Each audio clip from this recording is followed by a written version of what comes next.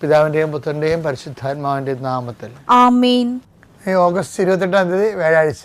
അമ്മേ പരിശുദ്ധമേ, അമ്മേ പരിശുദ്ധമേ, ദൈവമാതാവേ, കൃപാസനത്തിലൂടെ ഞങ്ങൾക്കും ഞങ്ങളുടെ ദേശത്തിനും അമ്മ മധ്യസ്ഥം തേടി തന്ന എല്ലാ അനുഗ്രഹങ്ങൾക്കും കൃപകൾക്കും ഞങ്ങളിപ്പോൾ ഹൃദയം നിറഞ്ഞ നന്ദി പറയുന്നു. അമ്മേ പരിശുദ്ധമേ, അമ്മേ പരിശുദ്ധമേ, ദൈവമാതാവേ, 2004 ഡിസംബർ 7 ഉച്ചകഴിഞ്ഞ് 2:30 കൃപാസനത്തിൽ സംഭവിച്ച അമ്മയുടെ പ്രത്യക്ഷപ്പെടലിനെ കുറിച്ച് തിരുസഭയ്ക്ക് സമർപ്പിച്ചിരിക്കുന്ന പഠനരേഖകളുടെ മേൽ സഭാത്മകമായ പഠനം ആരംഭിക്കുവാൻ ഞങ്ങൾ പ്രാർത്ഥിക്കുന്നു. അമ്മേ പരിശുദ്ധമേ, ഭൂസ്വർ ലോകങ്ങളുടെ രാജ്ഞിയായ അങ്ങേയ്ക്ക് ഭൗമ സംരക്ഷണത്തിനായി പ്രപഞ്ച പ്രകൃതിയെ തന്നെ തിരുസഭ പ്രതിഷ്ഠിക്കുവാൻ ഈ പ്രത്യക്ഷീകരണം വഴി ഇടയാക്കണമേ. പരിശുദ്ധമേ, ജപമാല മാതാവേ, സകല കൃപാസനം പ്രാർത്ഥനകളോടും ചേർത്ത് ഞങ്ങളിപ്പോൾ പ്രാർത്ഥിക്കുന്ന ഈ കുടുംബത്തിന്റെ പ്രത്യേക നിയോഗം പറമക്കളെ,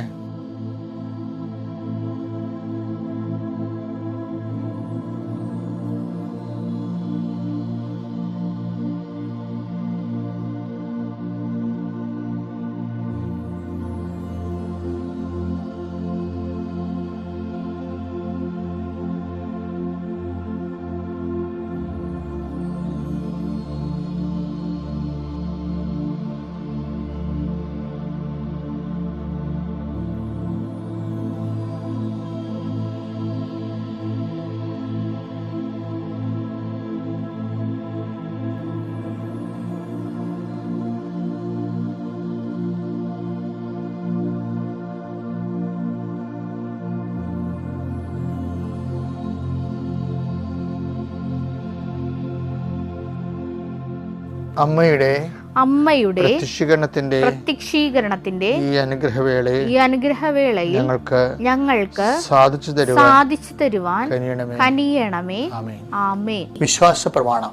സർവശക്തനായ പിതാവും ആകാശത്തിന്റെയും ഭൂമിയുടെയും സൃഷ്ടാവുമായ ദൈവത്തിൽ ഞാൻ വിശ്വസിക്കുന്നു.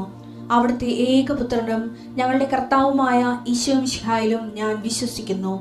ഈ പുത്രൻ പരിശുദ്ധാത്മാവിനാൽ ഗർഭസ്ഥനായി കന്യകാമറിയത്തിൽ നിന്ന് പിറന്ന് പൊന്തിയോസ് പീലാത്തോസിന്റെ കാലത്ത് പീഡകൾ സഹിച്ച് കുരിശിൽ തറയ്ക്കപ്പെട്ട് മരിച്ച് അടക്കപ്പെട്ട് പാതാളങ്ങളിൽ ഇറങ്ങി മരിച്ചവരുടെ ഇടയിൽ നിന്ന് 3-ാം നാൾ ഉയർത്ത് സ്വർഗത്തിലേക്ക് എഴുന്നള്ളി സർവശക്തിയുള്ള പിതാവായ ദൈവത്തിന്റെ വലതുഭാഗത്തിരിക്കുന്നു. അവിടെ നിന്ന് ജീവിക്കുന്നവരെയും മരിച്ചവരെയും വിധിക്കുവാൻ വരുമെന്നും ഞാൻ വിശ്വസിക്കുന്നു. പരിശുദ്ധാത്മാവിലും ഞാൻ വിശ്വസിക്കുന്നു. വിശുദ്ധ കത്തോലിക്കാ സഭയിലും പുണ്യവാന്മാരുടെ ഐക്യത്തിലും പാപങ്ങളുടെ മോചനത്തിലും ശരീരത്തിന്റെ ഉയർപ്പിലും നിത്യമായ ജീവിതത്തിലും ഞാൻ വിശ്വസിക്കുന്നു. ആമേൻ. സ്വർഗ്ഗസ്ഥനായ ഞങ്ങളുടെ പിതാവേ, അങ്ങയുടെ നാമം പൂജിതമാകണമേ. അങ്ങയുടെ രാജ്യം വരണമേ. അങ്ങയുടെ തിരുമനസ് സ്വർഗത്തിലെ പോലെ ഭൂമിയിലും ആകണമേ. അന്നു വേണ്ടുന്ന ആഹാരം ഇന്ന് ഞങ്ങൾക്ക് തരണമേ. ഞങ്ങളോട് തെറ്റ് ചെയ്യുന്നവരോട് ഞങ്ങൾ ക്ഷമിക്കുന്നത് പോലെ ഞങ്ങളുടെ തെറ്റുകൾ ഞങ്ങളോടും ക്ഷമിക്കണമേ. ഞങ്ങളെ പ്രലോഭനത്തിൽ ഉൾപ്പെടുത്തരുതേ, തിന്മയിൽ ഞങ്ങൾ രക്ഷിക്കണമേ. ആമേൻ. നന്മ നിറഞ്ഞ മറിയമേ, സ്വസ്തി. കർത്താവ് അങ്ങയുടെ കൂടെ സ്ത്രീകളിൽ അങ്ങ് അനുഗ്രഹിക്കപ്പെട്ടവളാകുന്നു. അങ്ങയുടെ ഉദരത്തിൻ ഫലമായി ഈശോ അനുഗ്രഹിക്കപ്പെട്ടവനാകുന്നു. പരിശുദ്ധ മറിയമേ, തമ്പുരാന്റെ അമ്മേ, പാപികളായ ഞങ്ങൾക്ക് വേണ്ടി ഇപ്പോഴും ഞങ്ങളുടെ മരണസമയത്തും തമ്പുരാനോട് അപേക്ഷിക്കണമേ. ആമേൻ. കർത്താവേ, നിന്റെ ഉന്നതമായ നാമത്തിന് സ്വസ്ഥം ചെയ്യുന്നു. കർത്താവേ, നിന്റെ വിശുദ്ധ പൗരോഹിത്യത്തെ മഹത്വപ്പെടുത്തണമേ. കർത്താവെ, അനേകം മക്കള്, ആയിരക്കണക്കിന് മക്കള് ഈ ഒരു പ്രാർത്ഥനയ്ക്ക് വേണ്ടി കാതോർത്ത് കൊതിച്ചിരിക്കേണ്ടി ചെയ്യേ. അവരെല്ലാം പ്രാർത്ഥിക്കണേ, കർത്താവെ ഇന്നെങ്കിലും അച്ഛൻ ഞങ്ങളുടെ കാര്യം പറയണേ എന്നാണ്. ഈശോ, അതെനിക്ക് പറയാൻ കിട്ടുന്നുണ്ടോ, ഞാൻ പറയുന്നതിൽ അവരുടെ കാര്യമുണ്ടോ എന്ന് എനിക്കറിയത്തില്ല. പക്ഷേ അവരുടെ കാര്യം എന്താണെന്ന് നിനക്കറിയാം. അങ്ങനെ കൊതിച്ചിരിക്കുന്നവരുടെ കാര്യങ്ങളുടെ മേൽ ദൈവമേ ഇന്നൊരു തീരുമാനം ഉണ്ടാകണമെന്ന് പ്രാർത്ഥിക്കുന്നു. കർത്താവ്, ഞാൻ നിനക്ക് മുമ്പ് എൻ്റെ ദൂതനെ അയക്കുമെന്ന് അളിച്ച കർത്താവ്, അത് നിന്റെ വാഗ്ദാനമാണ്. ഈ പ്രാർത്ഥന കൂടുന്ന മക്കളെ ദൈവത്തിൻ്റെ സാന്നിധ്യം അവരുടെ ജീവിത മണ്ഡലങ്ങളിലും ജീവിതയാത്രയിലും ഇന്നവർ ഇടപെടുന്ന ഓരോ വിഷയങ്ങളും അനുഭവിക്കാൻ ഇടയാക്കണം പ്രാർത്ഥിക്കുന്നു. കർത്താവ് ഈ ശരീരത്തിലുണ്ടാകുന്ന രോഗങ്ങൾ പലതരത്തിലുള്ള ഡയഗ്നോസൊക്കെ കഴിയുമ്പോൾ ഇന്ന രോഗം ഉണ്ടെന്നൊക്കെ കേൾക്കുമ്പോൾ പേടിച്ചിരിക്കണവരുണ്ട് ഈശോയെ. അവർക്ക് പോയി പണി നോക്കാൻ പറയണം ഈശോയെ. ഒരു പേടിക്കാൻ ആവശ്യമില്ല. അന്തിമ തീരുമാനം കർത്താവിൻ്റെതാണ് എന്ന് ബോധ്യം കൊടുത്ത് അവർക്ക് ധൈര്യം കൊടുക്കണമെന്ന് പ്രാർത്ഥിക്കുന്നു ഈശോയെ. ഈ പ്രാർത്ഥന വഴി കൃപാസനത്താറെ ജീവനോടെ പ്രത്യക്ഷപ്പെട്ട ദൈവമാതാവിൻ്റെ നിനക്ക് വേണ്ടി മധ്യസ്ഥം വഹിക്കുകയും നിൻ്റെ സങ്കടത്തിൻ്റെ കണ്ണുനീര് എങ്ങനെയാണോ മഞ്ഞ് തുള്ളികൾ സൂര്യൻ ഉദിക്കുമ്പോൾ വരണ്ട് ഉണങ്ങിപ്പോണത് പോലെ നിൻ്റെ സങ്കടങ്ങളെ കർത്താവിൻ്റെ അനുഗ്രഹത്തിൻ്റെ ശക്തിയിൽ അങ്ങനെ വരണ്ടു പോകട്ടെ എന്ന് പ്രാർത്ഥിക്കുന്നു. എൻ്റെ കർത്താവിൻ്റെ ഉന്നതമായ നാമത്തിൽ സഭയുടെ സാമ്പത്തികമായ മേഖലകളിൽ വസ്തുക്കൾ വിറ്റുപോകാനും അതുപോലെ സ്ഥലങ്ങൾ വിറ്റുമാറാനും ഓരോ ആൾക്കാർ ഉള്ളത് വിറ്റിട്ട് വലിയ കടങ്ങളിൽ നിന്നും മോചിപ്പിക്കപ്പെടാൻ വേണ്ടി രാത്രിയും പകലും കടക്കാർ കൊണ്ട് പൊറുതിമുട്ടി മാതാവേ ആത്മഹത്യ ചെയ്യണമെന്ന് പോലെ ചിന്തിക്കുന്ന ആൾക്കാരുണ്ട് ഈശോയെ. അവരാരും ഒന്നും അവർക്ക് സങ്കടം. ഞാൻ 39 വർഷം അർപ്പിച്ച കുർബാന ആ കുടുംബങ്ങൾക്ക് ഇപ്പോൾ സംരക്ഷണമായിട്ട് പ്രാർത്ഥിക്കുന്നു. എൻ്റെ കർത്താവെ, അങ്ങയുടെ തിരുസന്നിധി ഞാൻ നന്ദി പറയുന്നു.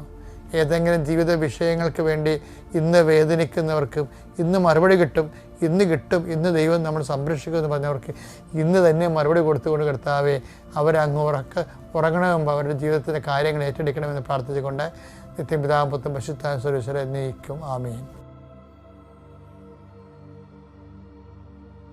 നമ്മൾ ഈ ജപമാല നമ്മൾ എന്തുമാത്രം സഹായിക്കുന്നുണ്ടെന്നറിയാമോ? ആ ജപമാല ഒന്നാമത് ലളിതമായ പ്രാർത്ഥനയാണ്. മുഴുവനും ഭജനം തന്നെയാണ് അതിൻ്റെ അകത്തുള്ളത്. നമുക്ക് സിമ്പിളായിട്ട് പ്രാർത്ഥിക്കാൻ പറ്റും. അപ്പോൾ അതുകൊണ്ട് തന്നെ നമുക്ക് ദൈവ സംരക്ഷണം ഉറപ്പ് വരുത്തും.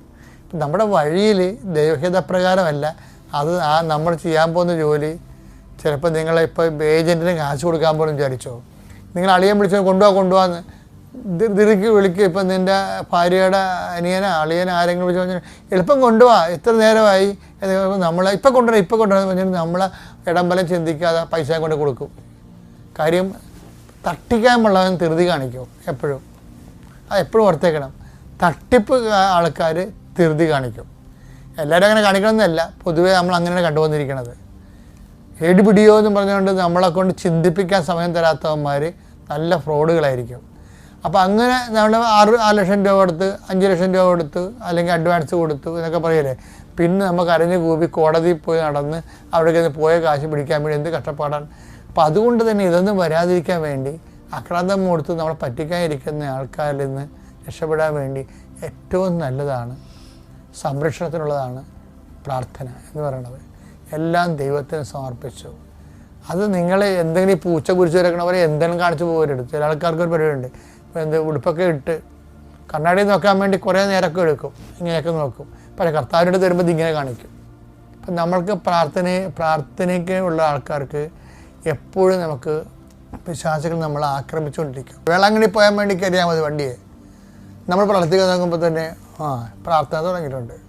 ഇനിയിപ്പോൾ ഇന്നെങ്ങാനും തീരുവായത് എന്ന് അങ്ങോട്ടും ഇങ്ങോട്ടും എന്നിട്ട് അവരങ്ങോട്ടും ഇങ്ങോട്ടും ഓളിച്ചിരിച്ചുകൊണ്ടിരിക്കും. പിശാച് അപ്പം തന്നെ വണ്ടിയെ കയറുകയാണ്. അപ്പോൾ വിശ്വാസിയായി ജീവിക്കുക എന്ന് വെച്ചാൽ കുറച്ച് തൻ്റെ ഇടം കൂടി വേണം. കാര്യം ഇങ്ങനെയുള്ള ഐറ്റമൊക്കെ ഉണ്ടല്ലോ, അവർക്ക് നമ്മളെപ്പോഴും ഇടറവോടുകൂടി അവർക്ക് ലോകത്തിൻ്റെ സന്തോഷം അവർക്ക് മനസ്സിലിരിക്കണത്.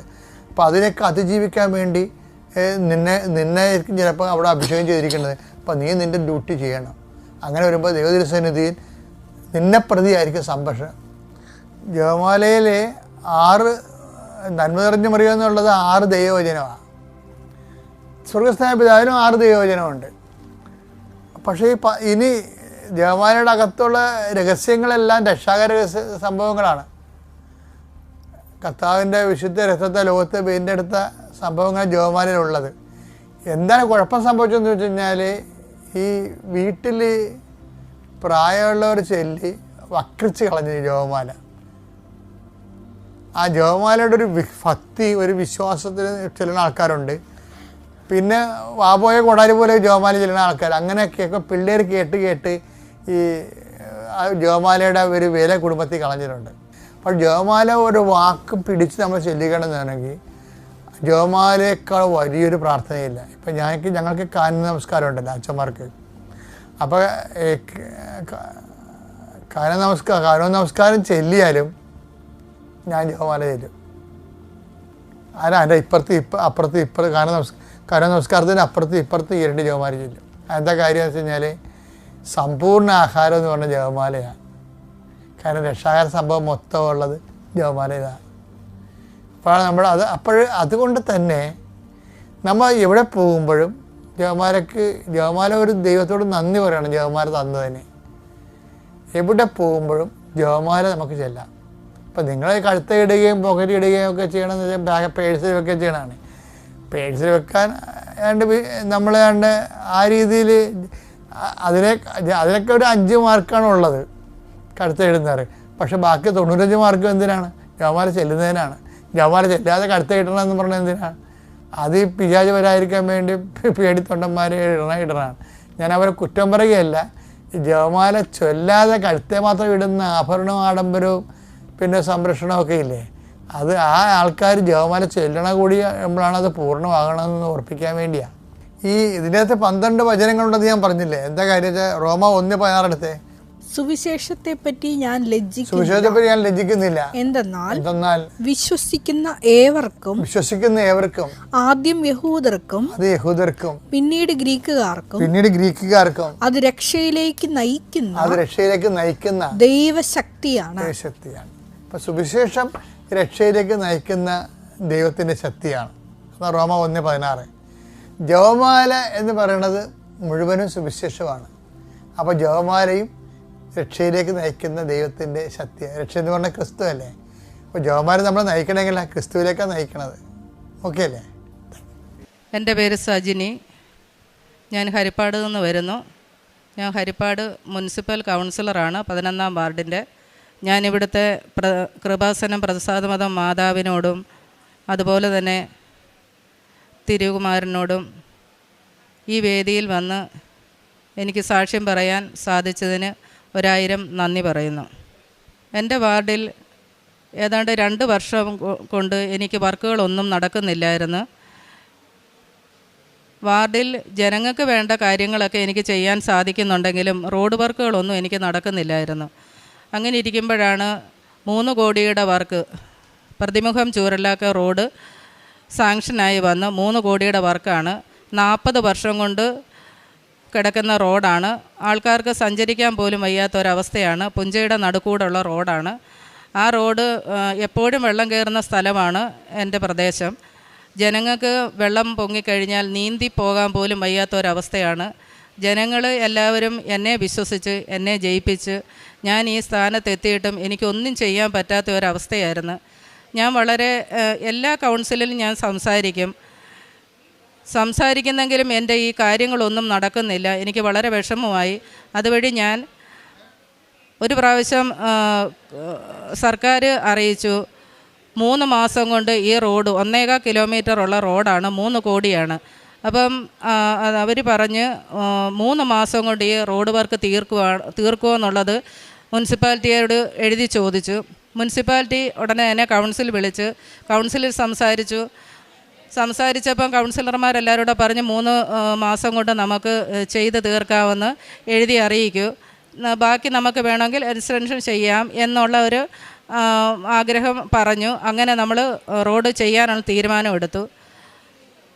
അപ്പോൾ എന്നോട് പറഞ്ഞ് ഒരു കാര്യം ചെയ്യും, നമുക്ക് ആ വാർഡിൽ അപ്പോൾ ഒരു കോൺട്രാക്ടറും മാർട്ടിൻ എന്ന് പറഞ്ഞൊരു കോൺട്രാക്ടർ വർക്ക് എടുത്തു. അപ്പോൾ പറഞ്ഞ് നമുക്ക് ആ ഭാഗത്തുള്ള എല്ലാവരെയും കൂടെ വിളിച്ച് നമുക്കിതിനെക്കുറിച്ചൊന്നും ഒരു ധാരണയിലെത്താം, ആരും പ്രശ്നങ്ങളൊന്നും ഉണ്ടാക്കരുത്, എല്ലാവരും കൂടെ ആക്കി നമുക്ക് റോഡ് ചെയ്യാമെന്ന് പറഞ്ഞു. 3 മീറ്റർ വീതി മാത്രമേ ആ റോഡിനുണ്ടായിരുന്നുള്ളൂ. പക്ഷേ ജില്ലാ പഞ്ചായത്ത് 6 മീറ്റർ വീതി എടുത്തിട്ടുണ്ടെങ്കിൽ 2 സൈഡും പുഞ്ചയുടെ നടുക്കൂടായതുകൊണ്ട് 2 സൈഡിലും 3 മീറ്റർ വീതിയും കൂടെ ആകണം. ഞാൻ എല്ലാം മൊത്തം തിരക്കി വന്നപ്പോഴത്തേക്കും കരവടച്ച രസീതൊക്കെ ഓരോരുത്തരുടെയും കൈമറിഞ്ഞ് അത് ചില പുഞ്ചയില ആൾക്കാർ അത് വിറ്റുപോയി, ചിലരാണെന്നുണ്ടെങ്കിൽ അത് ചിലരൊക്കെ മരിച്ചുപോയി. അങ്ങനെയൊക്കെ കുറേ താമസങ്ങൾ വന്നതുകൊണ്ട് ഈ കരവടച്ചത് കിട്ടാനൊക്കെ വളരെ ബുദ്ധിമുട്ട് ഞാൻ അനുഭവിച്ചു.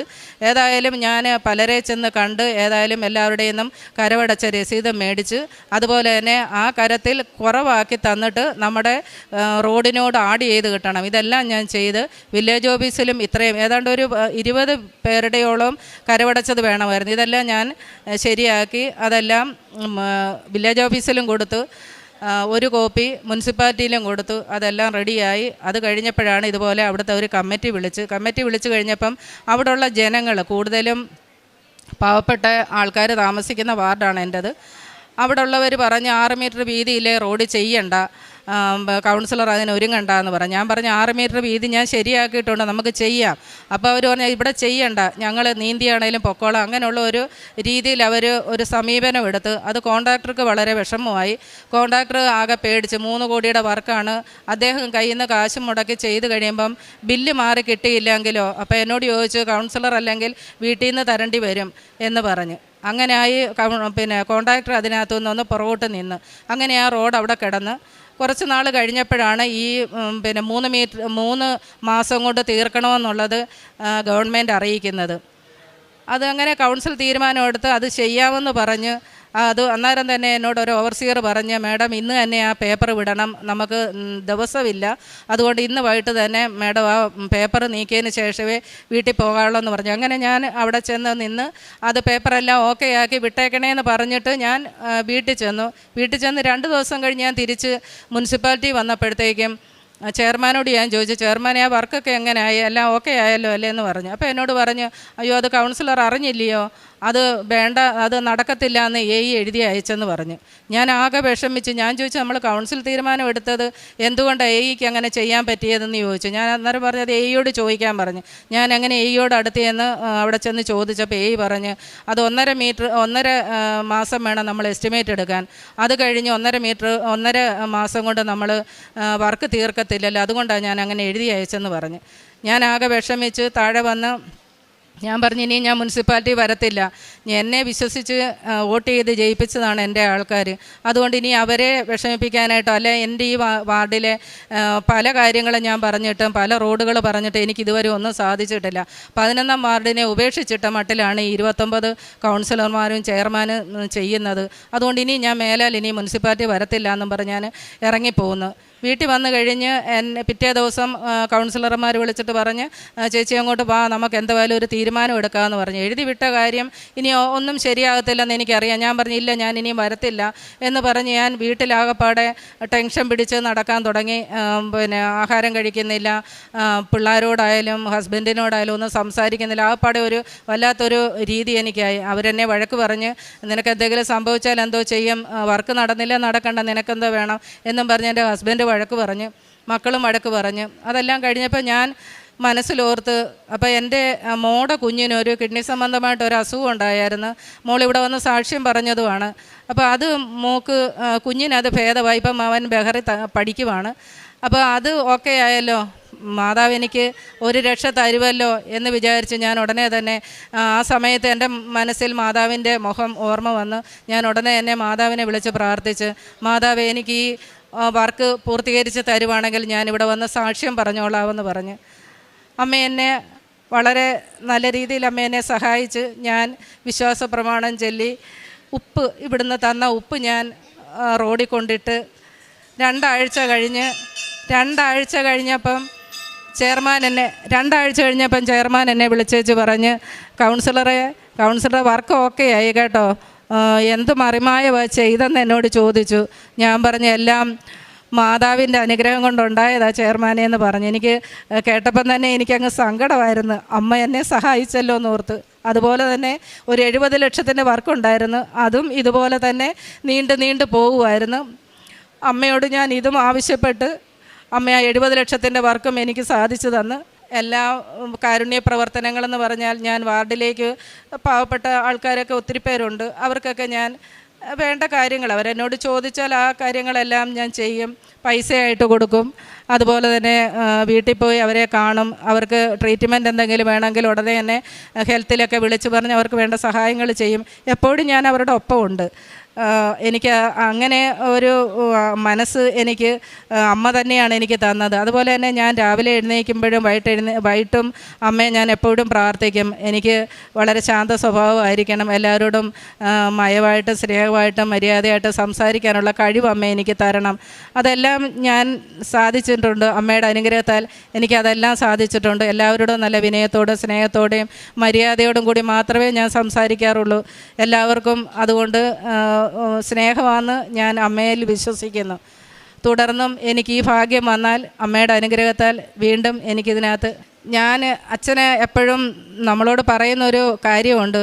ഞാൻ കൗൺസിലറാണെന്നുള്ള ഒരു ഇത് വെച്ച് എനിക്ക് ഈ പത്രം കൊണ്ട് കൊടുക്കുന്നതിനകത്ത് വലിയൊരു ബുദ്ധിമുട്ട് പോലെ ഉണ്ടായി. ഞാൻ ഈ പത്രം കൊടുക്കുമ്പം ആൾക്കാർ എന്തെങ്കിലും എന്നെ പറയുമോ എന്നുള്ള എനിക്കൊരു ബുദ്ധിമുട്ട് എനിക്കുണ്ടായിരുന്നു. അപ്പം ഞാൻ ഒരു പ്രാവശ്യം ഇതുപോലെ മൊബൈൽ രാവിലെ ഞാൻ കിച്ചണിൽ കയറുമ്പോൾ മൊബൈൽ ഓണാക്കി വെക്കും, അച്ഛൻ്റെ പ്രാർത്ഥനയൊക്കെ കേൾക്കും, അതുപോലെ തന്നെ സാക്ഷ്യം കേൾക്കും. അപ്പോൾ അതിനകത്ത് ഇതുപോലെ അച്ഛൻ പറഞ്ഞ് വലുതാന്നുള്ള ഒരു ചിന്ത മാറ്റണം, തലഹനം മാറ്റി കഴിഞ്ഞാൽ ഇതെല്ലാം നടക്കും എന്നുള്ളത് അച്ഛൻ ഒരു പ്രാവശ്യം പറഞ്ഞ്. അത് കഴിഞ്ഞപ്പോൾ ഞാൻ ഒരു ദിവസം വിശ്വാസപ്രമാണം ചൊല്ലിക്കൊണ്ടും ബാഗിനകത്ത് പത്രം എല്ലാം എടുത്തിട്ടിട്ട് ഞാൻ അമ്മയെ വിളിച്ചിട്ട് പറഞ്ഞു, അമ്മേ ഞാൻ തിരിച്ച് വരുമ്പം എൻ്റെ ഈ ബാഗിനകത്ത് പത്രം മുഴുവൻ എനിക്ക് തീർത്ത് തരണേന്ന് പറഞ്ഞു.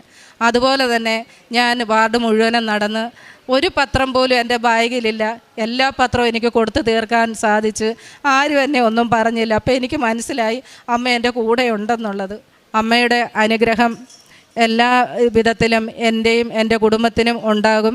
അതുപോലെ തന്നെ എൻ്റെ നാട്ടിലുള്ളവർക്കും ഉണ്ടാകണമെന്ന് പ്രാർത്ഥിച്ചു. ഞാനിതുപോലെ തന്നെ പത്രം കൊണ്ട് കൊടുത്ത് ഒത്തിരി പേര് ഹരിപ്പാടുന്ന് ഇപ്പം വരുന്നുണ്ടെന്ന് ഞാൻ അറിഞ്ഞ് എനിക്കത് വളരെ സന്തോഷമുണ്ട്. എല്ലാവരെയും അമ്മയും ഞാൻ തിരുവമ്പാടിയിൽ നിന്ന് വരുന്നു, കോഴിക്കോട് തിരുവമ്പാടിയിൽ നിന്ന് വരുന്നു. ആദ്യമായിട്ട് ഞാൻ ഉടമ്പടി എടുത്തത് 29/1/2023 അന്ന് ഉടമ്പടി എടുത്ത് ഞാൻ ഇവിടെ വന്ന് സാക്ഷ്യം പറഞ്ഞു. UK പോകാൻ വേണ്ടിയിട്ടായിരുന്നു സാക്ഷ്യം പറഞ്ഞത്. അത് കഴിഞ്ഞ് ഞാൻ വീണ്ടും ഉടമ്പടി പുതുക്കി. ഈ അൾത്താരയിൽ എനിക്ക് എൻ്റെ എത്രയും വിലപ്പെട്ട സാക്ഷ്യം നിങ്ങളുടെ മുമ്പിൽ എനിക്ക് പറയാൻ പറ്റിയതിൽ ഞാൻ മാതാവിനും തിരുക്കുമാരനും 1000 നന്ദി പറയുന്നു. ഞാൻ UK പോയി, ഞങ്ങളെല്ലാവരും ഞങ്ങളുടെ ഫാമിലി എല്ലാവരും ആയിരുന്നു പോയത്. അവിടെ പോയി കഴിഞ്ഞ് ഞങ്ങളൊരു ഏജൻസി വഴിയാണ് വിസ എടുത്തത്. അവിടെ ചെന്ന് കഴിഞ്ഞ് കുറച്ച് ദിവസം കഴിഞ്ഞപ്പോഴാണ് അറിയുന്നത് ഞങ്ങൾക്ക് അവിടെ ജോലിയില്ല. അവിടെ അവേഴ്സ് ഞങ്ങൾ അവരുമായിട്ട് കോൺടാക്ട് ചെയ്തപ്പോഴാണ് അവർ പറയുന്നത് നിങ്ങൾക്ക് അവിടെ ഫുൾ ടൈം ജോലി ഉണ്ടാവില്ല, അവേഴ്സ് കുറവാണ്, അതുകൊണ്ട് തന്നെ നിങ്ങൾക്ക് അവിടെ ജോലി ഇല്ല എന്നുള്ള കാര്യം അവിടെ എത്തി ഒരു മാസത്തിനുള്ളിലാണ് അവർ പറയുന്നത്. അത് കേട്ടതോടുകൂടി ഞങ്ങളുടെ എല്ലാ പ്രതീക്ഷകളും പോയി. കാരണം അത്രയും ക്യാഷ് എല്ലാം ചിലവാക്കി ഇവിടുന്ന് ബാങ്കിൽ ലോണെല്ലാം എടുത്ത് എല്ലാം വിസയ്ക്കും എല്ലാത്തിനും നല്ലൊരു ക്യാഷ് ആയിട്ടുണ്ടായിരുന്നു. അതെല്ലാം ചെയ്തിട്ടാണ് ഞങ്ങൾ ഇവിടുന്ന് പോയത്. പോയി കഴിഞ്ഞ് അവിടെ എത്തിയിട്ടാണ് ഈ ഒരു കാര്യം ജോലിയില്ല, അതായത് എൻ്റെ ഞാനാണ് വിസ എടുത്തിട്ടുണ്ടായിരുന്നത്, ആ വിസയിലാണ് ജോലിയില്ല എന്ന് പറഞ്ഞത്. അപ്പം നമുക്ക് UK അങ്ങനെ ഒരു കാര്യത്തിൽ നമുക്ക് അവിടെ നിൽക്കാൻ പറ്റില്ല. കാരണം അവിടുത്തെ ഗവൺമെൻറ് അത് ഒരിക്കലും അലൗ ചെയ്യുന്നതല്ല. അത് അറിഞ്ഞതോടുകൂടി ഞങ്ങളുടെ പ്രതീക്ഷകളും എല്ലാം നഷ്ടമായി. പക്ഷെ ഞാൻ അപ്പോഴും ഈ മാതാവിനെ ഞാൻ ഒരിക്കലും കൈവിട്ടില്ല. കാരണം എനിക്ക് ചെയ്യാൻ പറ്റുന്ന ഒരേ ഒരു കാര്യം മാതാവിൽ എല്ലാം സമർപ്പിച്ച് പ്രാർത്ഥിക്കുക എന്നുള്ളത് മാത്രമാണ്. എന്നും രാവിലെ 5:30 മണി കറക്റ്റിന് എണീക്കാൻ പറ്റിയില്ലെങ്കിലും ചില ദിവസങ്ങളിൽ സമയം തെറ്റും. എന്നാൽ കൂടി ഞാൻ പ്രാർത്ഥിച്ചിട്ടേ ബാക്കി എന്ത് കാര്യങ്ങളും ഞാൻ ചെയ്യാറുള്ളൂ. പ്രാർത്ഥിച്ച് തൈലം തേച്ചിട്ട് ഞാൻ എല്ലാവരും തൈലം തേച്ച് എല്ലാം ചെയ്തിട്ട് മാത്രമേ ബാക്കി എല്ലാ കാര്യങ്ങളും ചെയ്യുള്ളൂ. അങ്ങനെ പ്രാർത്ഥിച്ചു, എന്നെ തളർത്തിയില്ല. അതൊന്നും ഒരു കാര്യം ഞങ്ങളെ തളർത്തിയില്ല ആ സമയത്തൊന്നും. കാരണം അതില്ലെങ്കിൽ വേറൊന്ന് നോക്കിയേ പറ്റൂ. അത്രയും നമ്മൾ കഷ്ടപ്പെട്ടിട്ടാണ് അങ്ങോട്ട് പോയത്. ആ പോയി കഴിഞ്ഞാൽ അവിടെ നമുക്ക് തിരിച്ചു വരിക എന്നുള്ള അങ്ങനെ ഒരു പോസിബിലിറ്റി ഇല്ല. അവിടെ എത്തിക്കഴിഞ്ഞ് എങ്ങനെയെങ്കിലും ഒരു ജോലി സംഘടിപ്പിക്കുക, എങ്ങനെയെങ്കിലും ഒന്ന് വിസ മാറിയിട്ട് അവിടെ രക്ഷപ്പെടുക, അത് മാത്രമേ ഉള്ളൂ. അപ്പോൾ അതുകൊണ്ട് തന്നെ വേറെ ജോലികൾ തിരഞ്ഞുകൊണ്ടിരുന്നു. വേറെ എന്തെങ്കിലും വഴിയിൽ നമുക്ക് നിൽക്കാൻ, എന്തെങ്കിലും അവിടെ താമസിക്കാൻ തന്നെ നല്ലൊരു പൈസയാണ്, നമ്മളെ റെൻറ്റും കാര്യങ്ങളും എല്ലാം. അപ്പോൾ അതിന് വേണ്ടി ഞങ്ങൾ കുറേ പരിശ്രമിച്ചു. അങ്ങനെ ആദ്യമായിട്ട് എൻ്റെ ഭർത്താവിനാണ് അവിടെ ജോലി കിട്ടിയത്, ആമസോണിൽ. ആ ഒരു ജോലി കിട്ടിയതിൽ ഞങ്ങളെ മാതാവ് രക്ഷിച്ചത്. ആ ജോലി കിട്ടിയതിലാണ് ഞങ്ങളവിടെ നിൽക്കാൻ വേണ്ടിയിട്ട്, അതായത് താമസിക്കാനും ഭക്ഷണത്തിനും എല്ലാത്തിനുള്ള ചിലവിനും എല്ലാത്തിനുള്ള ക്യാഷ് അവിടെ നിന്ന് കിട്ടിയത് ഭർത്താവിന് ജോലി കിട്ടിയതോട് കൂടിയിട്ടാണ്. 1.5 മാസം ആയപ്പോഴേക്ക് ഭർത്താവിന് അവിടെ ജോലി കിട്ടി. അതാണ് ഞങ്ങൾക്ക് ആദ്യമായിട്ട് അവിടെ നിന്ന് കിട്ടിയിട്ടുള്ള ഏറ്റവും വലിയൊരു അനുഗ്രഹം. ഞങ്ങളെ തളർത്തിയില്ല. വിസ ഇല്ല, ജോലി ഇല്ല എന്ന് പറഞ്ഞിട്ട് പോലും ഞങ്ങളെ തളർത്താത്ത ഒരേ ഒരു കാര്യം, ആദ്യമായിട്ട് ഹസ്ബൻഡിന് ജോലി കിട്ടി. അത് കഴിഞ്ഞ് ഞാൻ ട്രൈ ചെയ്യാൻ തുടങ്ങി. പക്ഷേ 20 മണിക്കൂർ മാത്രമേ എനിക്ക് അവിടെ വർക്ക് ചെയ്യാൻ പറ്റുള്ളൂ. കാരണം എൻ്റെ ഫുൾ ടൈം ജോലി തന്നിട്ടുള്ള വിസ തന്നിട്ടുള്ള കമ്പനി അവർ ജോലി ഇല്ലയെന്ന് പറഞ്ഞു. അപ്പോൾ അതിന് പുറമെ എനിക്ക് 20 മണിക്കൂർ മാത്രമേ എനിക്ക് അവിടെ ജോലി ചെയ്യാൻ പറ്റുള്ളൂ. ആ 20 മണിക്കൂർ ജോലി തേടി കുറേ നടന്നു, കുറേ ഇൻ്റർവ്യൂ അറ്റൻഡ് ചെയ്തു, കുറേ ആപ്ലിക്കേഷൻ കൊടുത്തു, അതൊന്നും സക്സസ്ഫുൾ ആയില്ല. പക്ഷേ അവസാനം ഒരു 1.5-2 മാസം ആയപ്പോൾ എനിക്കൊരു 20 മണിക്കൂർ ജോലി തൽക്കാലത്തേക്ക് ഒരു ഹോം കെയറിൽ ജോലി കിട്ടി. അവിടെ ഞാൻ കുറേ ട്രൈ ചെയ്തു, എനിക്ക് വിസ മാറാൻ വേണ്ടി, സ്പോൺസർഷിപ്പ് കിട്ടാൻ വേണ്ടി ഞാൻ അവിടെ കുറേ ട്രൈ ചെയ്തു. പക്ഷേ അവർ പറഞ്ഞു, ഇല്ല, നിങ്ങൾക്ക് ഡ്രൈവിംഗ് ലൈസൻസ് വേണം, ഹോം കെയർ ആണ്, ഡ്രൈവിംഗ് ലൈസൻസ് ഇല്ലാതെ നിങ്ങൾക്ക് തരാൻ പറ്റില്ല എന്ന് പറഞ്ഞു.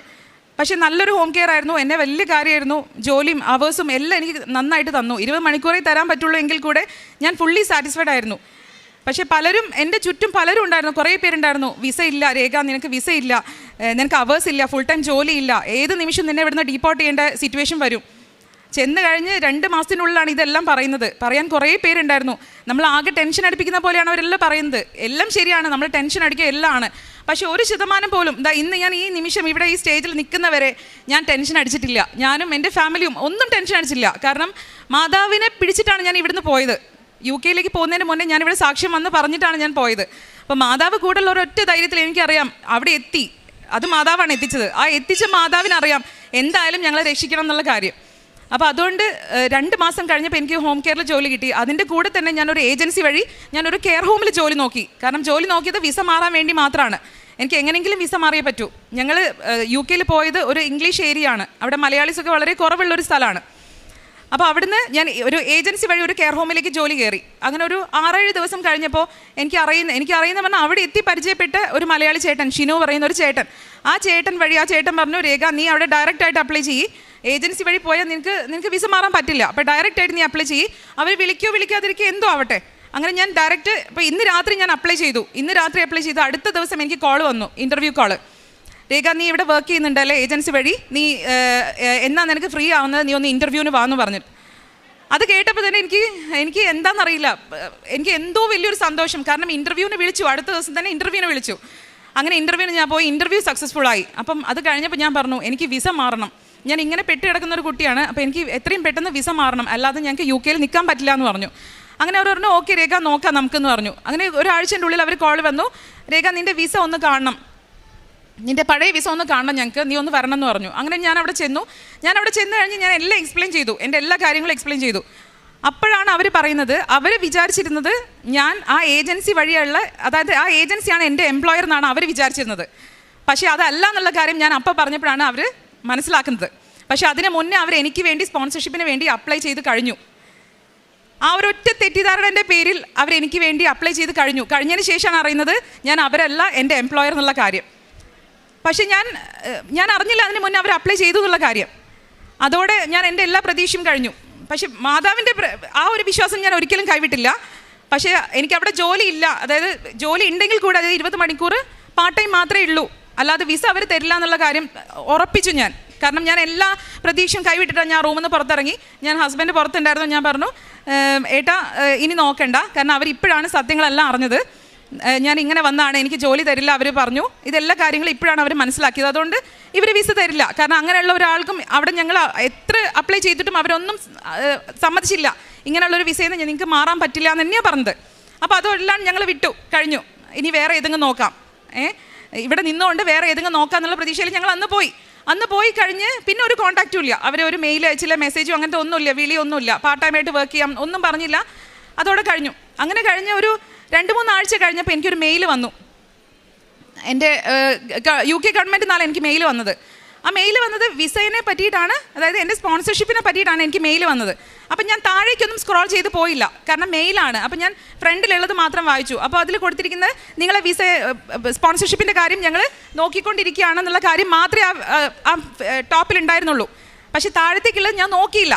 അപ്പോൾ അതോടെ കഴിഞ്ഞു. ഞാൻ ഹസ്ബൻഡ് ജോലിക്ക് പോയതായിരുന്നു. അപ്പോൾ അവിടേക്ക് ഞാൻ വിളിച്ച് പറഞ്ഞു, ഇങ്ങനെ അവർ നോക്കുന്നുണ്ട് കേട്ടോ, അപ്പോൾ നമ്മൾ പ്രതീക്ഷ കൈവിടണ്ട, നമുക്ക് മുന്നോട്ട് തന്നെ നോക്കാം, അവരെന്താ പറയുന്നത് നോക്കാം എന്ന് പറഞ്ഞിട്ട് അങ്ങനെ ഞാൻ വിളിച്ചു പറഞ്ഞു. അങ്ങനെ രാത്രി ഹസ്ബൻഡ് ജോലി കഴിഞ്ഞ് വന്നപ്പോൾ ഞാൻ മെയിൽ കാണിച്ചു കൊടുത്തു, ഇതാണ് എനിക്ക് വന്ന മെയിൽ.